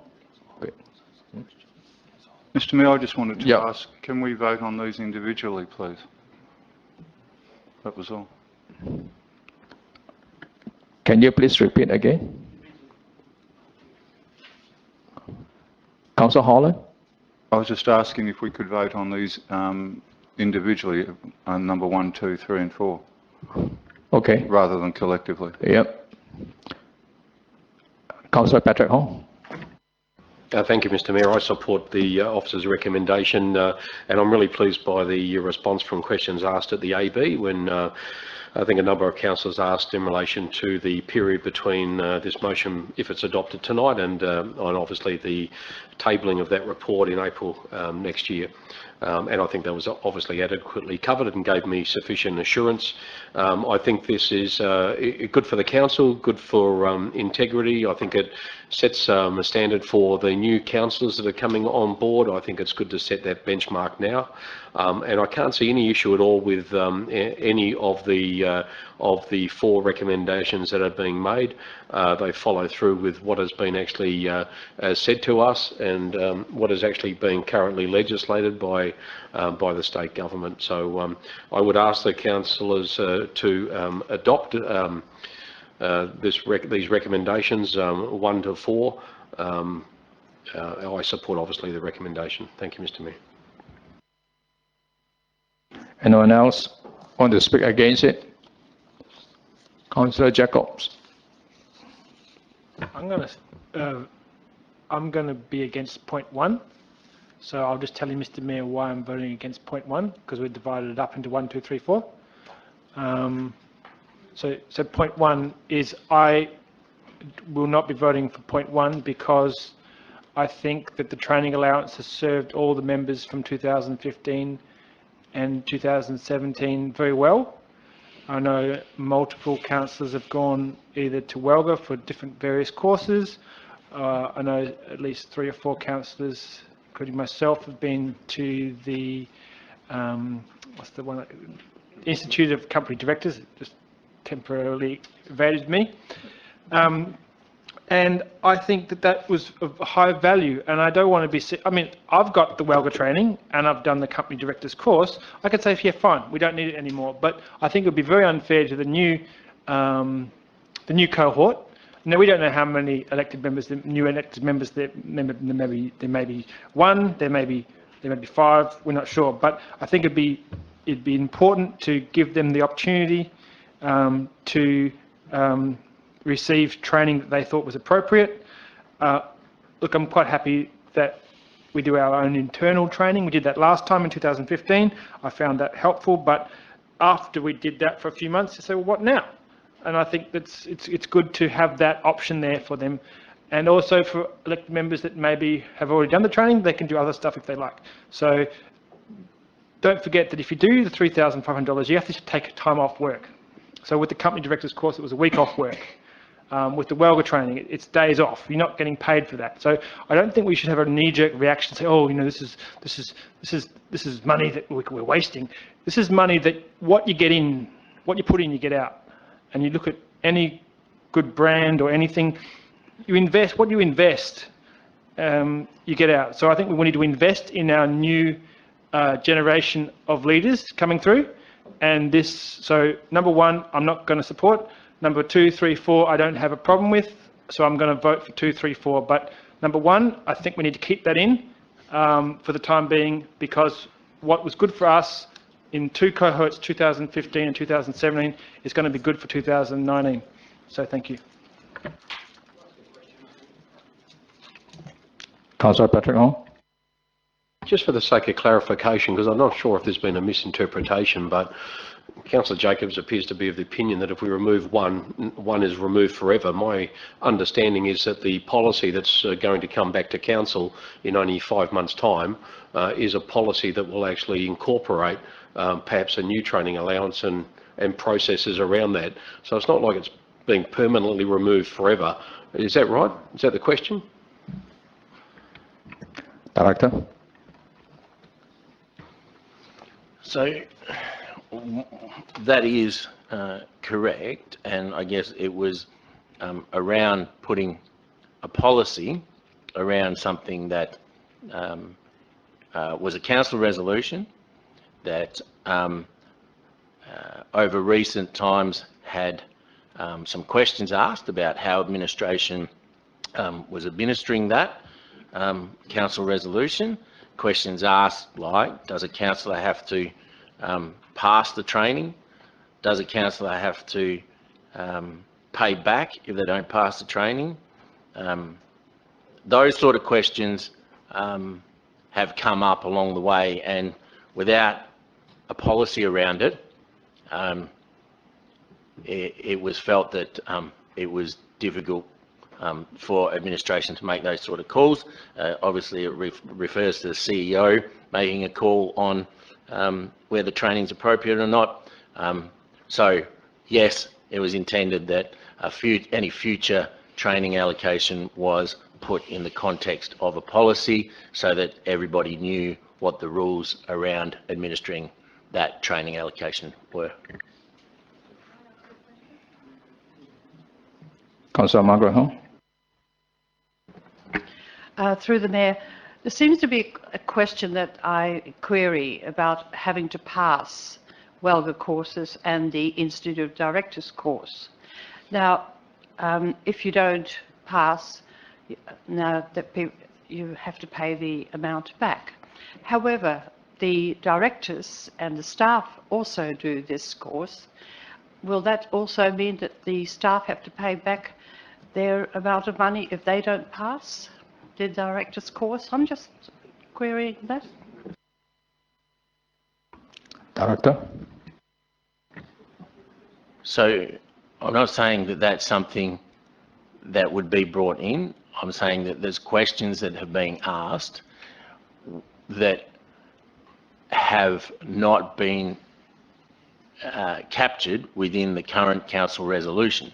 So all of those things around, do you even have to sit an assessment? All of those sort of things need to be, I guess, put together in terms of a policy for professional development going forward for elected members, which is what we're about to do and present to a council meeting in April. So really all this was saying was, let's remove that from the council resolution and put it into a policy context so that all of those questions can be answered up front, so everybody knows exactly what, where everybody stands in terms of that training going forward. So it wasn't about saying whether people have to pass or not. That's a decision for council to make in the context of that policy. Councillor Margaret Hall. When we took up the Institute of Directors course, when you go in to do that course, and that's for staff and for councillors, they actually ask you, are you going to do the exams at the end of it? Half the people who were doing the course... Point of order, Mayor. Is there a question here? As you have been asking about the courses, Councillor Kunza, Mayor, give me can I give please me the have a opportunity. decision on Hold on. Can I finish? Councillor Margaret Hall, is that a question or are you? The question is that with the courses, you don't have to pass to do the courses. That's what I'm trying to say, is everybody seems to be, Councillor Kunza wants to know about why have we passed, have not passed, and this is what the question is. Point of order. I haven't said a thing tonight, Mr. Mayor. Well, you have now. But Adversely thank you very reflection. much for letting me ask that question. Thank you. Councillor Kunza, yes? Your point of order? Adverse reflection. The councillor is making comments and I haven't said a thing tonight. Councillor Kunza didn't say that tonight. Councillor Margaret Hall. Yes. Can you refrain from using words of... I'm actually answering questions that the director had just said about people not passing courses. Thank you. All right, we'll continue. Councillor Ponnature. Thank you, Mr. Mayor. Just a small, not an adjustment, maybe to consider this, maybe through you to Director Adams. When we make this publicly, when we go and publish that on website, can we make a table what is eligible or budgeted and then what was actually spent? So that way the public doesn't get misled because, for example, I'll say that, especially with traveling and training, so I can say one example that recently has been published about me attending a conference, which was necessary, I thought. And what's your question? My question is, can we actually publish a table when we put it, what is eligible for training or traveling and what we have actually spent? So then public is very clear, we have only spent what is we are eligible for. Because if we by just publishing a figure, it doesn't give anything. You can't make a decision. Mr. Mayor, can we get back to the... I would like to see, I'm sure Director Adams will agree on that, because it's been misleading through the last 1.5 months in number of items. Yes, Director Adam will answer your question. The intent of this resolution, this recommendation, is to encapsulate everything within a policy that is agreed to by council, that is open and transparent for the public, and that can be reported on in an open, transparent way against the guidelines that are contained in the policy. Mr. Mayor, can we get back to the debate at hand? Because I think we're going off some massive tangents with some very tangent-like questions. I don't get you. What are you trying to tell me? Can we just go back to debating 1, 2, 3, 4 and voting on it and we move on? Yes. They are all debating on this. Are we? I'm getting some... Yes. Maybe I'm a different planet. Anyone else? Councillor Berry. Well, I have a couple of questions first. First and foremost, are we splitting this into 4 for voting? Are we or are we not? And does it require just you saying yes, or is it yes for a vote? Yes. No. Okay. Now you have to debate the thing. Okay. So we're splitting it. Just let me be crystal clear. Okay. Now, number 1, that was a resolution of council. So are we saying that we're going to repeal or revoke that council resolution? Or change it? Because if we just can't change, we can't change a resolution of council by saying remove it. Director? Yes, you can, Tell because me it's how. another resolution of council. So this is another resolution of council that's saying that you're going to put that into a policy. But that means you're revoking a resolution of council.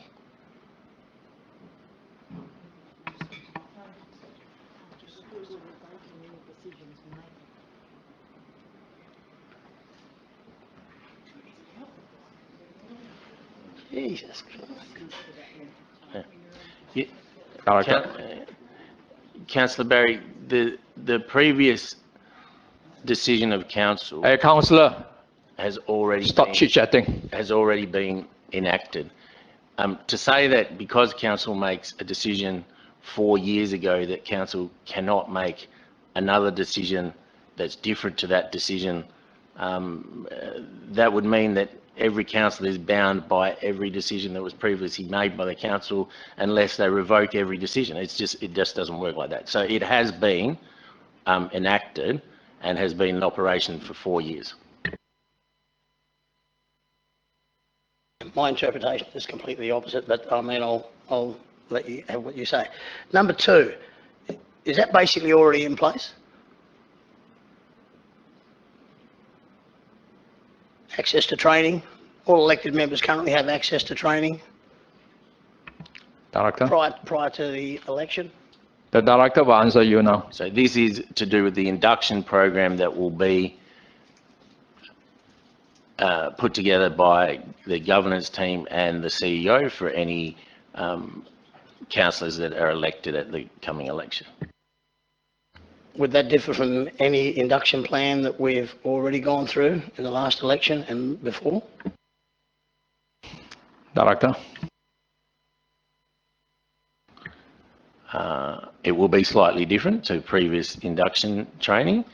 However, I wanted to make it clear that because you're in this recommendation, because you're removing the training allocation, that you're not removing access to training in its entirety. That was what that was about. So even though the allocation's not there, that the budget is still used to provide the training that is deemed necessary under both the induction program and the mandatory training requirements as legislated.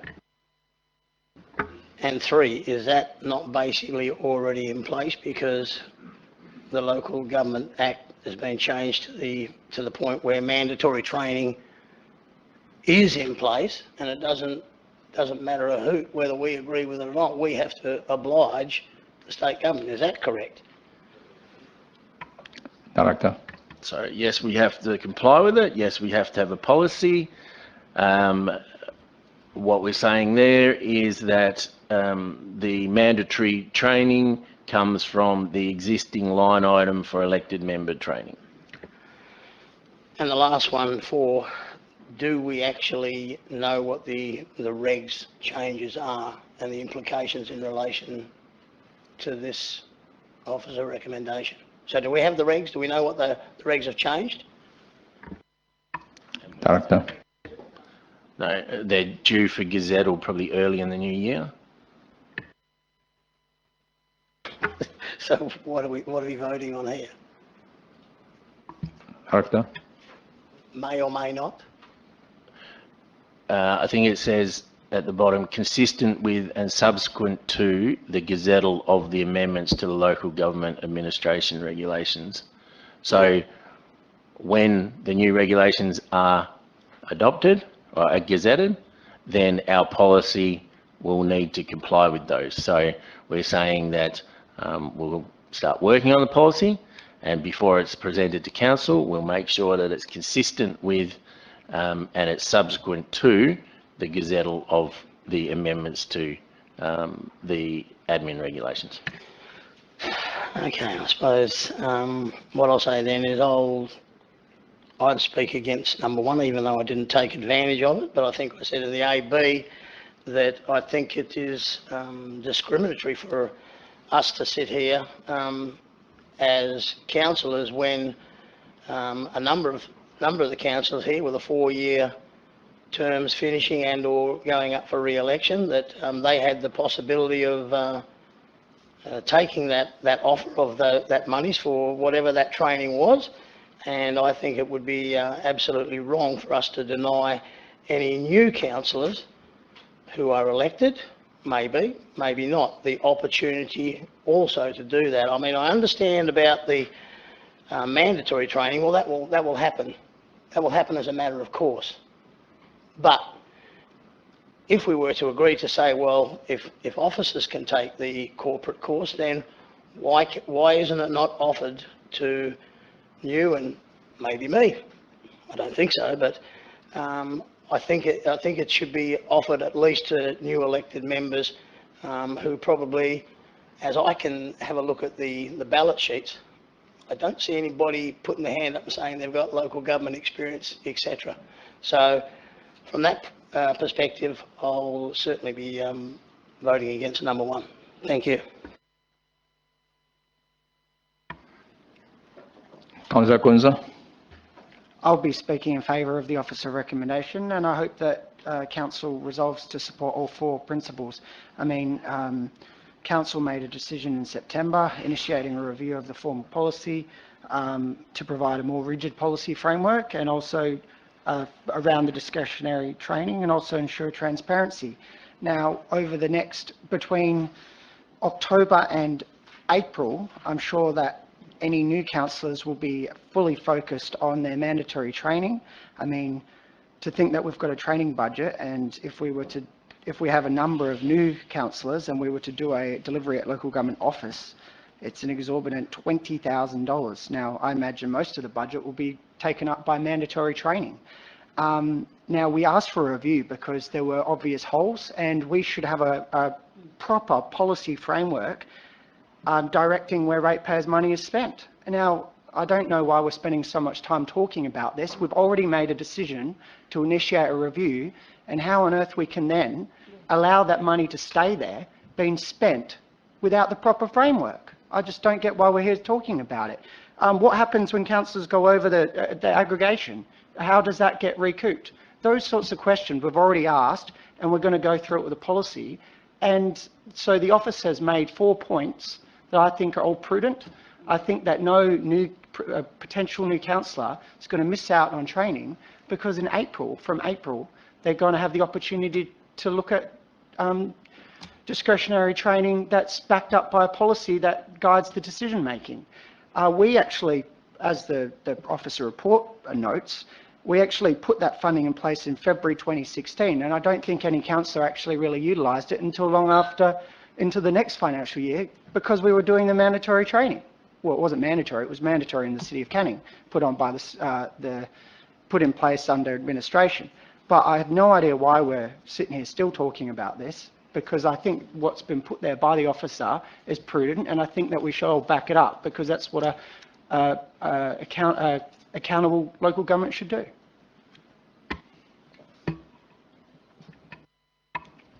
All right. Councillor Holler. Thank you, Mr. Mayor. Yes, I'm going to speak against number 1. I've had a look at the council's report where it says it's redundant. I don't see how it's redundant at all. We do not know what the state government is going to bring down in Gazette. They might even come down and say, right, each elected member is allowed $3,500 to go and do the director's course or whatever. We don't know. The other thing that worries me, we are changing a resolution that was set by council on the recommendation of administration. Please be aware that the policy is set by councillors, and the administration is to administer set policy, not to dictate policy to the policy makers. It is the role of the council to set a policy, and this is changing a policy which didn't come to a workshop or not. In my opinion, it is changing a policy, because you're removing part of that training allocation. All the rest about whether you should pay it back or not, I think is a subsequent debate for a subsequent date.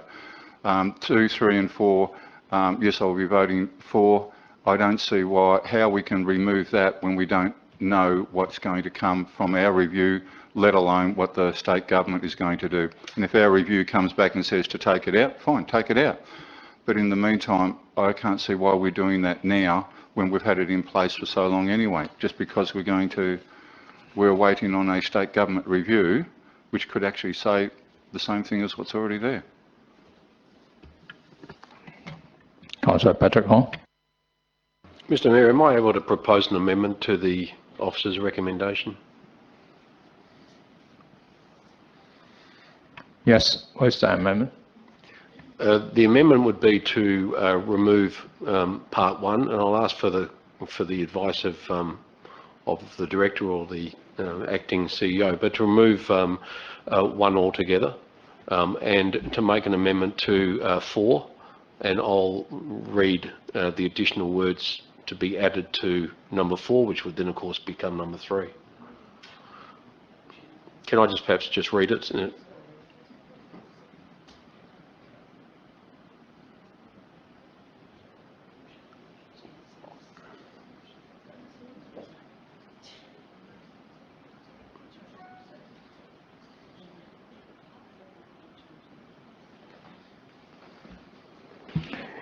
You cannot remove number 1 because it will change the whole thing, the intent of this motion.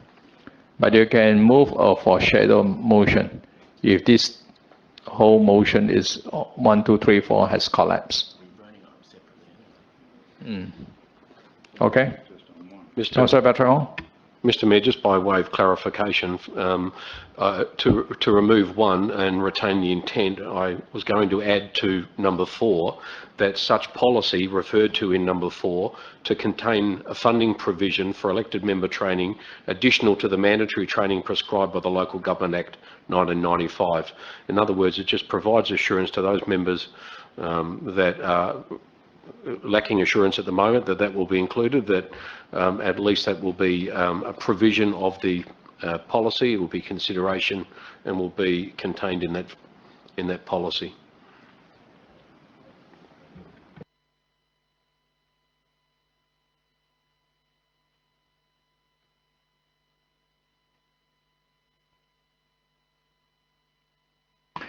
Yes, Councillor, you cannot remove 1, but you can do an amendment to item number 4. That being the case, Mr Mayor, I'd like to move an amendment to item number 4. Okay. It's exactly that, yep. Did you want me to read it again for the sake of the record before it's... So it'll be, I'll hand this up to the staff, but it'll be following on exactly from the full stop. The full stop at the end of item 4 will become a comma, and the words to follow will be such policy to contain funding provision for elected member training, comma, additional to the mandatory training prescribed by the Local Government Act 1995.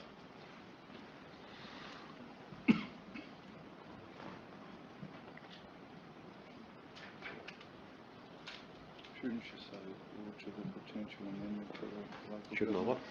Shouldn't you say or to the potential amendment to the act which the government's going to do? That could be an amendment. I don't know, we're just going to stop defeating things and bloody not coming up with a solution. No, I don't agree with that at all. That's what we're doing. It's not what I'm doing. I think it's what you're doing.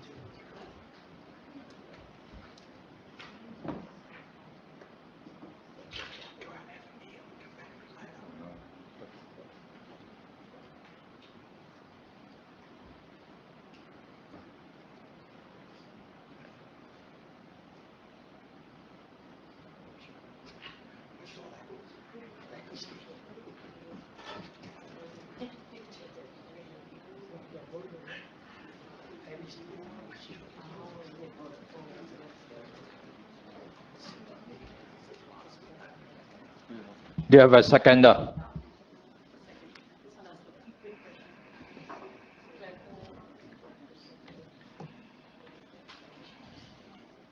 Councillor Porter, you put up your hand. As a seconder. Okay. Councillor Porter.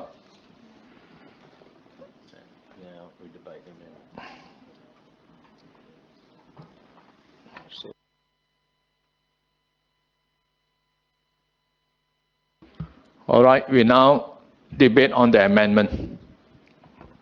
Councillor Patrick Hall. I won't labour the point, Mr Mayor. A number of councillors feel obviously uncomfortable with item 1 on the pretext that it may, since we're voting separately on each item, it may not be supported by council. I think the intent of the motion is that the policy, when it's actually put to council in April next year, will provide provision for councillor training. And I make the point, the provision decided upon will be decided by this council because policy comes through this council. There'll be briefings, I imagine, and SIBs before the policy is put. It's not going to be just parachuted into this chamber. And there's a good chance that the provision might actually increase from 3,500 per annum.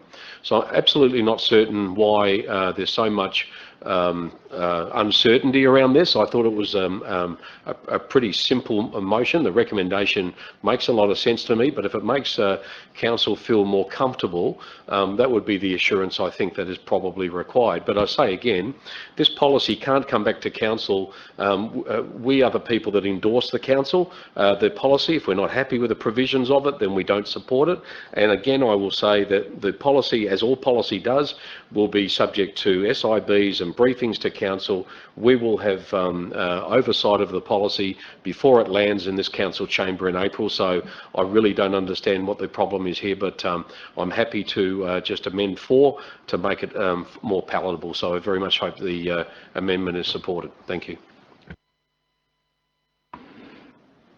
Councillor Potter. Through you, Mr Mayor.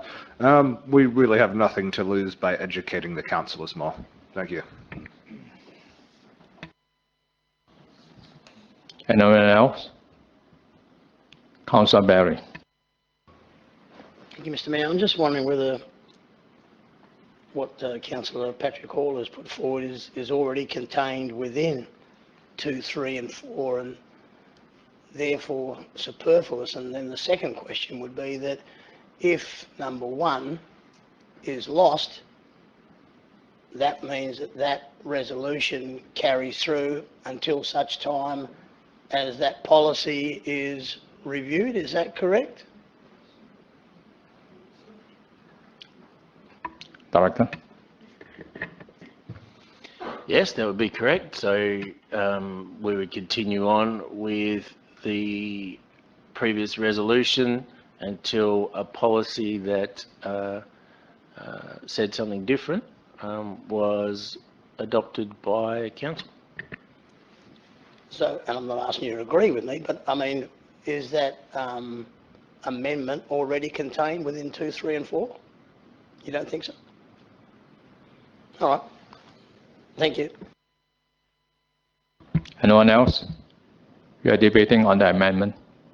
All right, we'll put the amendment to the vote.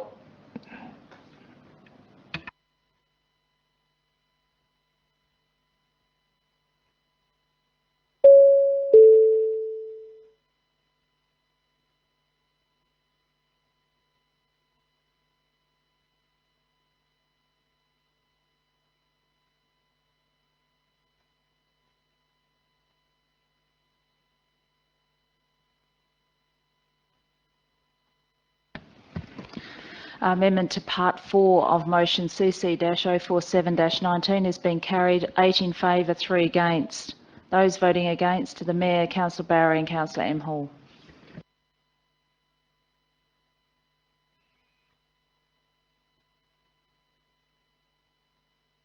All right, let's go back to the debate, including this, which is the amended substantive motion. All right, anyone else? All right, we will now put,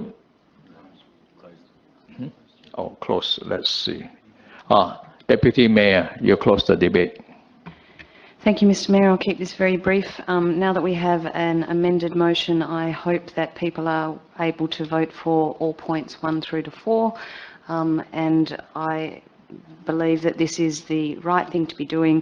We do need to set a good benchmark. We are going to get a new policy for professional development of councillors, which will be more accountable and transparent. And I think clauses 10B, 11 and 12 quite clearly explain how the money is going to be there. Training will occur. I think we've got this in the right formation now. I urge you all to vote in support. All right, We will now vote on item 1. Item 1.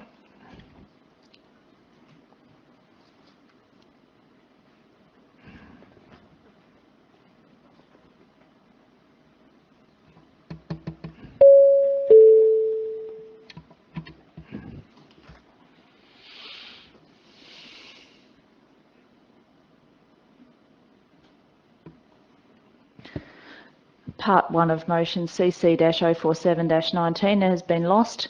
5 in favour, 6 against. Those voting against, councillors Barry, M. Hall, Holland, Jacobs, Porter and Sabiri.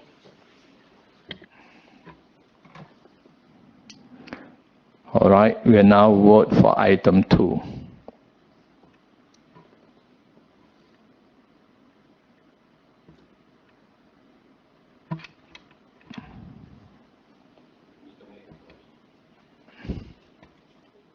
We now vote for item 2.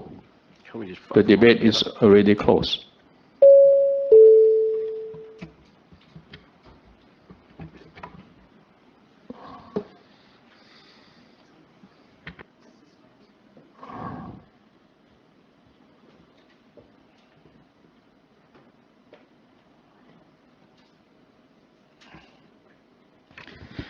Part 2 of motion CC-047-19 has been carried. 10 in favour, 1 against. Councillor voting against, Councillor Sabiri.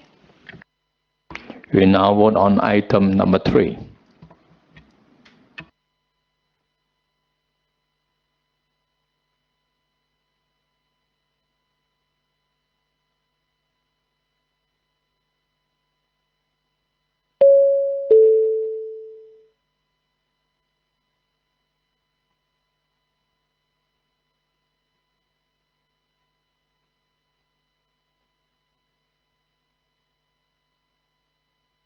Part 3 to motion CC-047-19 has been carried unanimously, 11 in favour. And finally, we vote on item number 4.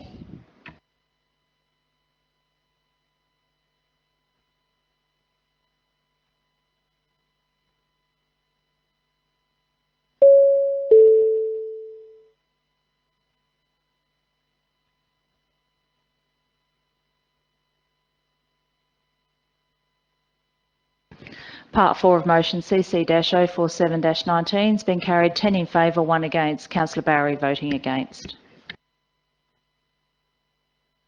Thank you very much. We now move to SD 014-19, final adoption of local planning policy for local planning scheme number 42. It's on page 49, it's on the screen. Can I have a mover? Deputy Mayor. Seconder is Councillor Porter. Deputy Mayor. Thank you, Mr. Mayor. I support the officer's recommendations. Councillor Porter. Through you, Mr. Mayor, nothing to add. Anyone else? Councillor Barry. Just in number 3, the Westfield Local Development Plan, is that a policy or, because it's an SRS, is that an old policy number or is it something else, just a plan? Mr. Brits. Thank you, Mr. Mayor. Yes, it's currently a policy and it was adopted as such.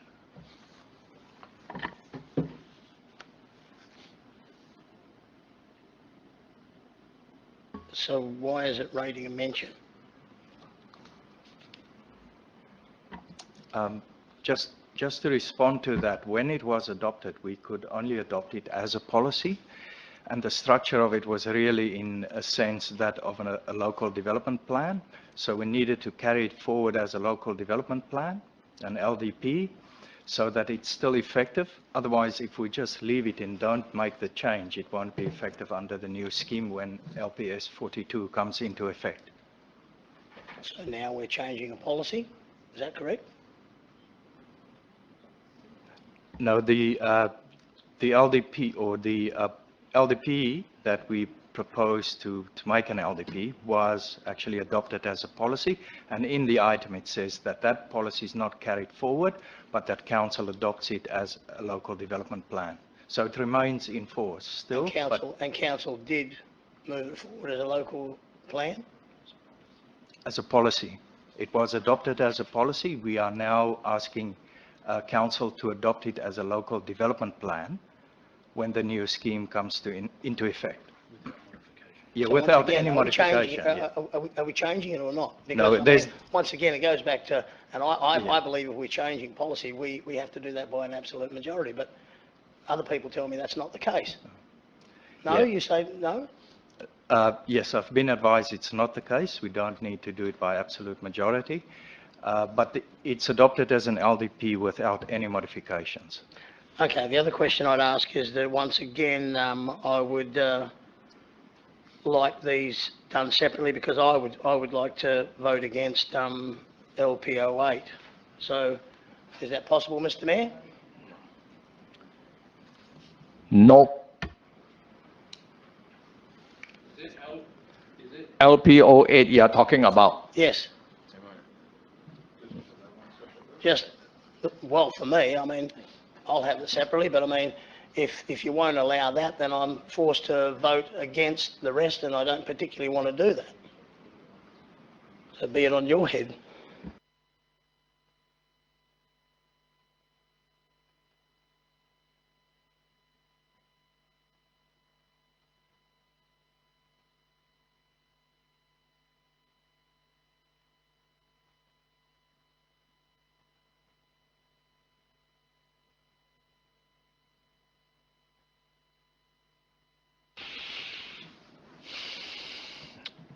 You see, there are 3 items there.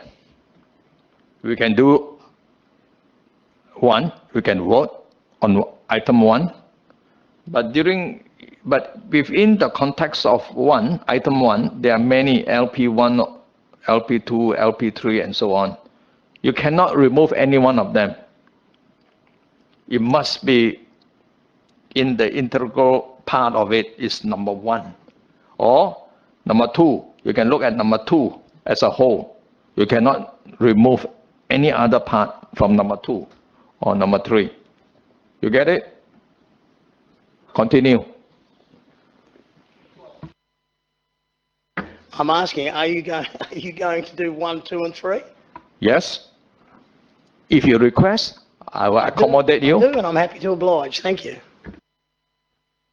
Anyone else? Deputy Mayor, please close the debate. Thank you, Mr. Mayor. I, after the debate, still support the officer's recommendation as it stands in its entirety. Thank you. All right, we're going to vote on this, the officer recommendation. I will vote item 1 as a separate entity, and then 2, and then 3. Now we are now going to vote on number 1.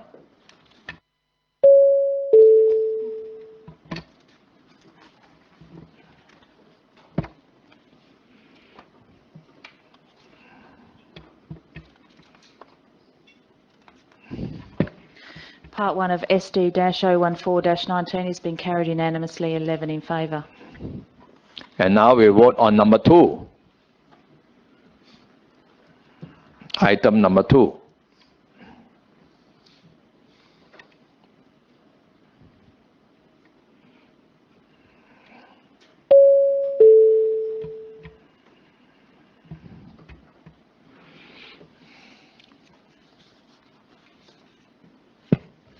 Part 2 of SD-014-19 has been carried 8 in favour, 3 against. Those against, Councillors Barry, Holland and Jacobs. And now we vote on number 3.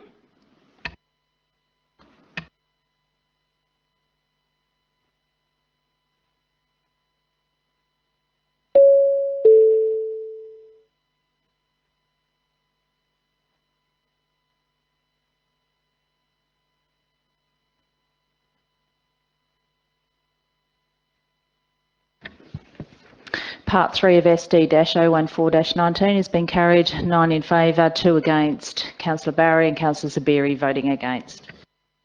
Thank you very much. We will now move to SD 015-19, application for development approval, childcare premises, cafe, shop at 18 Party Street, Lot 85 in Kennington. Can I have a mover? Deputy Mayor. Councillor Patrick Hall is a seconder. Deputy Mayor.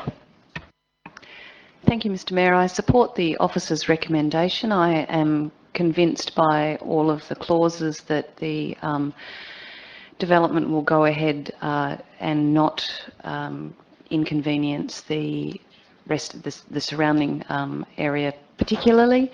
I thank the people coming in to talk about it today at the meeting to confirm that they have taken into account the car parking issues. And I really like the playground. I hope the kids have a wonderful time at the childcare centre. Thank you. Councillor Patrick Hall. Yeah, thanks, Mr. Mayor. I fully support the development and the application, the recommendation of the city's officers tonight. I think, what a wonderful thing to actually have a company come forward with a multi-million-dollar project, which actually supports the hundreds of young families and working families we hope move into our city centre project. So this council is investing countless millions of dollars over the next decade into that city centre project, and we are hoping to attract businesses of this ilk to the area. And here is one in front of us, and we have the consultants in the room watching us, and tonight we get an opportunity to show our support for the first of what I hope is many such developments in that precinct. I think also that it's to be remembered that Paddy Street runs off Cecil Avenue. This council is spending a great deal of money in consultation with other partners to develop Paddy Street. I visited the site personally to have a look at it. I know Paddy Street well, as many of the councillors here do. It is a commercial precinct. There's been a lot of movement in there. There will be a lot of development. It forms a central part of the city centre development, and the zoning is appropriate for this type of use. We also have to realise, and I know that we all do, but obviously our consideration tonight is quasi-judicial. In other words, if it meets the criteria of the planning, it's not up to us. I'm not a town planner. I don't have a university degree even. It's not up to me to second guess the recommendations, the technical expertise and the professional recommendations put towards us by our own directors. I don't intend to do that. I'll be supporting this wholeheartedly.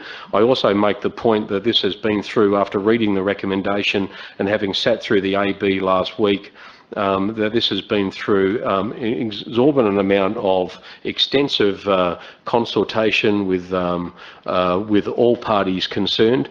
It's been a lot of consideration has been given to the project, and the safeguards, the controls here to protect the precinct, to protect other tenants and to protect any concerns of this council outlined in the no less than 25 conditions that have been applied to this application. So this recommendation comes to council with every conceivable control necessary in place. This council and its directors and its planning team, I guess, are learning from every application that's put before us.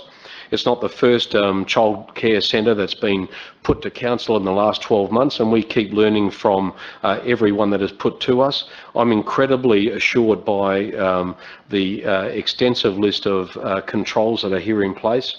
And so I can see no other option for this council but to support it in its entirety. To do otherwise would be to be putting a multi-million-dollar, to argue against this recommendation tonight, in my mind, would be putting in jeopardy a multi-million-dollar investment by people in our town centre, and that's exactly what this council should be supporting, is developments inside this special precinct.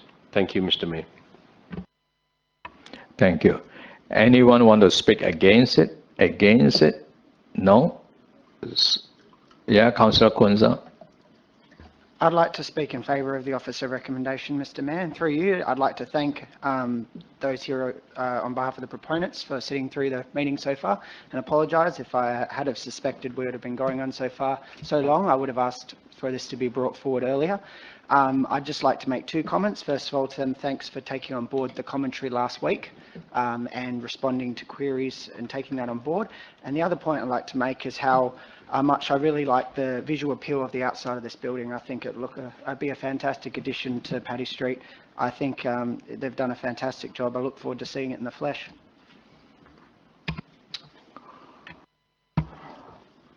Is there anyone who wants to speak against it?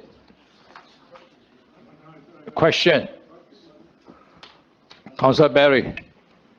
Yes, Mr. Mayor. On page 128, it says the proposal achieves the minimum building height 4 stories.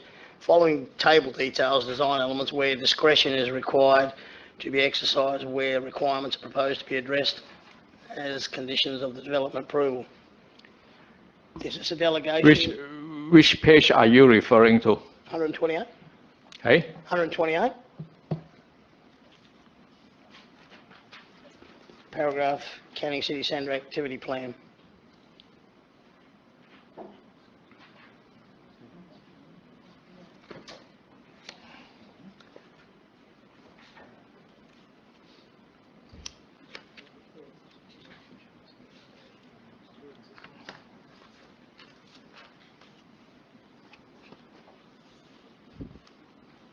Mr. Brits.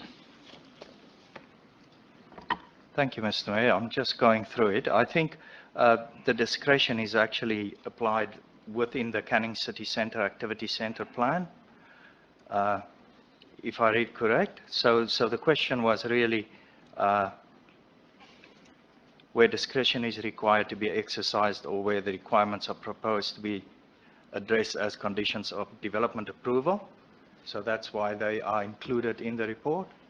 So that's a delegation and the discretion... No, it's not a delegation because it's here with council so to make the decision. decision. The discretion is with the council. Yeah, that's our... The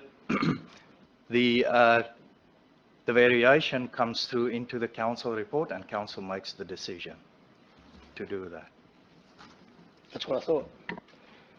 On page 138, it says that the proponent or the applicant says the opening hours will be 6 a.m. to 16:30 p.m. I assume that's 4:30 in the afternoon. Is that correct?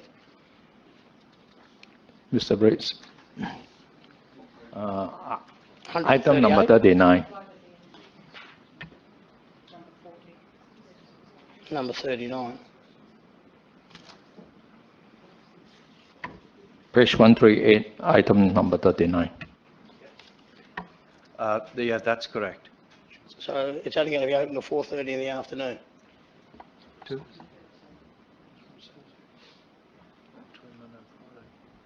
Yeah, that's what it says. Can I, if I can just refer back to our acting executive manager's statutory planning, Ms. Zoe Lavanos. Through you, Mr. Mayor, that is a typo. It should say 18:30. That's 6:30 p.m. Okay, just for clarity. Look, in relation to that, and given that it is the council that has discretion, I take on board what Councillor Patrick Hall has said, that these are $1 million investments, and he supports it. But I would say after the AB, there was a number of questions that were asked, and I don't think they were satisfactorily answered from my perspective. And from that, and given that the discretion lays with the councillors, I would speak against it. Thank you.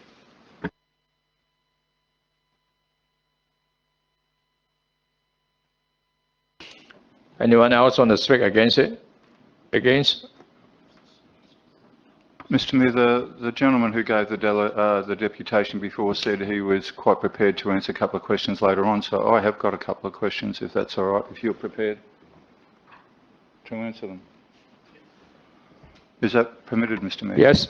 What's your question? Just a couple of things. You're saying you're going to active transport code and do a local employment quota. What is your quota going to be?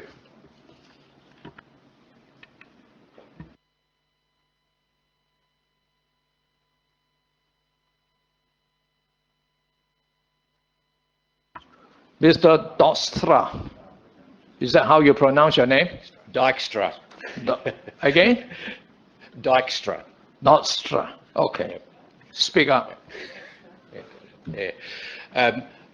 Look, until we speak with the operators, I don't know what the quota or the proportion will be, but it's just an aspect in an active transport plan that can be included to reduce the number of transport movements that need to come to the site. So, yeah, we would need to, in developing the active transport plan, we would need to speak with the operators to see what sort of local employment quota they can comply with.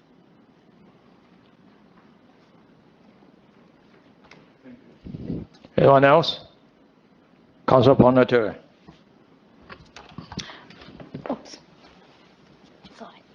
Thank you, Mr. Mayor.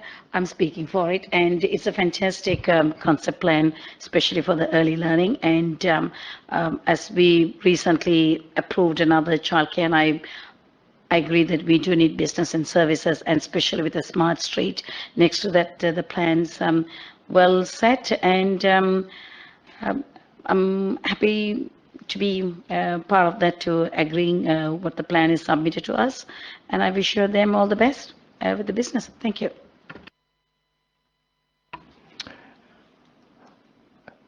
Look like there's people who are against it. So, Deputy Mayor, please close the debate. Thank you, Mr. Mayor. I'll be brief because I didn't hear a lot of debate against, and I think the typo clarification might have sorted it. So I'm hoping that we'll all be able to support the officer's recommendations. Thank you. All right, put this to the vote.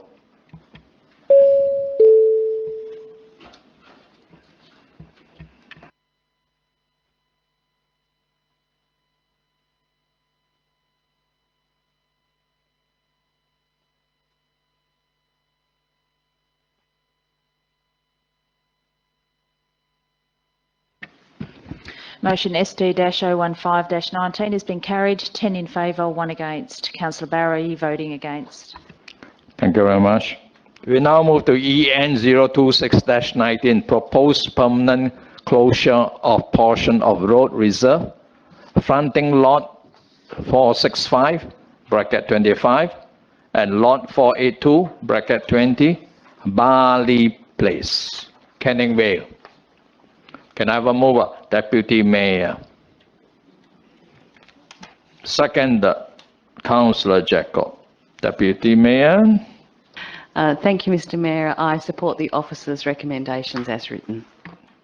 Councillor Jacob. As the Deputy Mayor spoke so eloquently for the last time, I agree with everything she said. Thank you. Thank you. Anyone want to speak against it?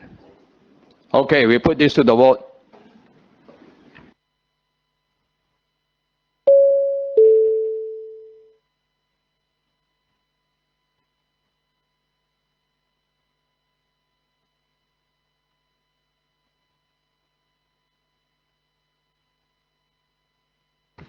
Motion EN-026-19 is being carried unanimously, 10 in favour, noting Councillor Holland was out of the room for the vote.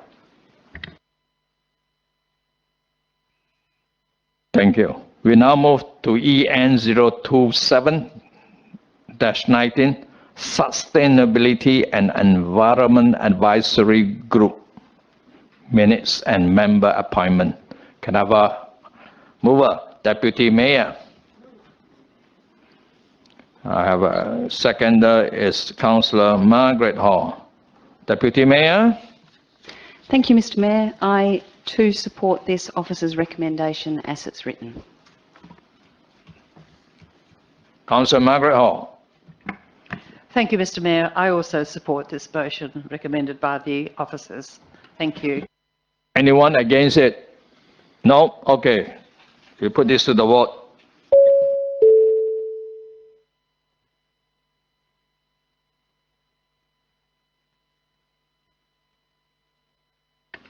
Motion EN-027-19 has been carried unanimously with 10 in favour, noting Councillor Holland was absent for the vote. Thank you. Motion on which previous notice has been given. There's none. There's no urgent business this evening. There's no confidential matter. There be no further business. I now declare the meeting closed at 8:35 p.m. I thank everyone for your attendance.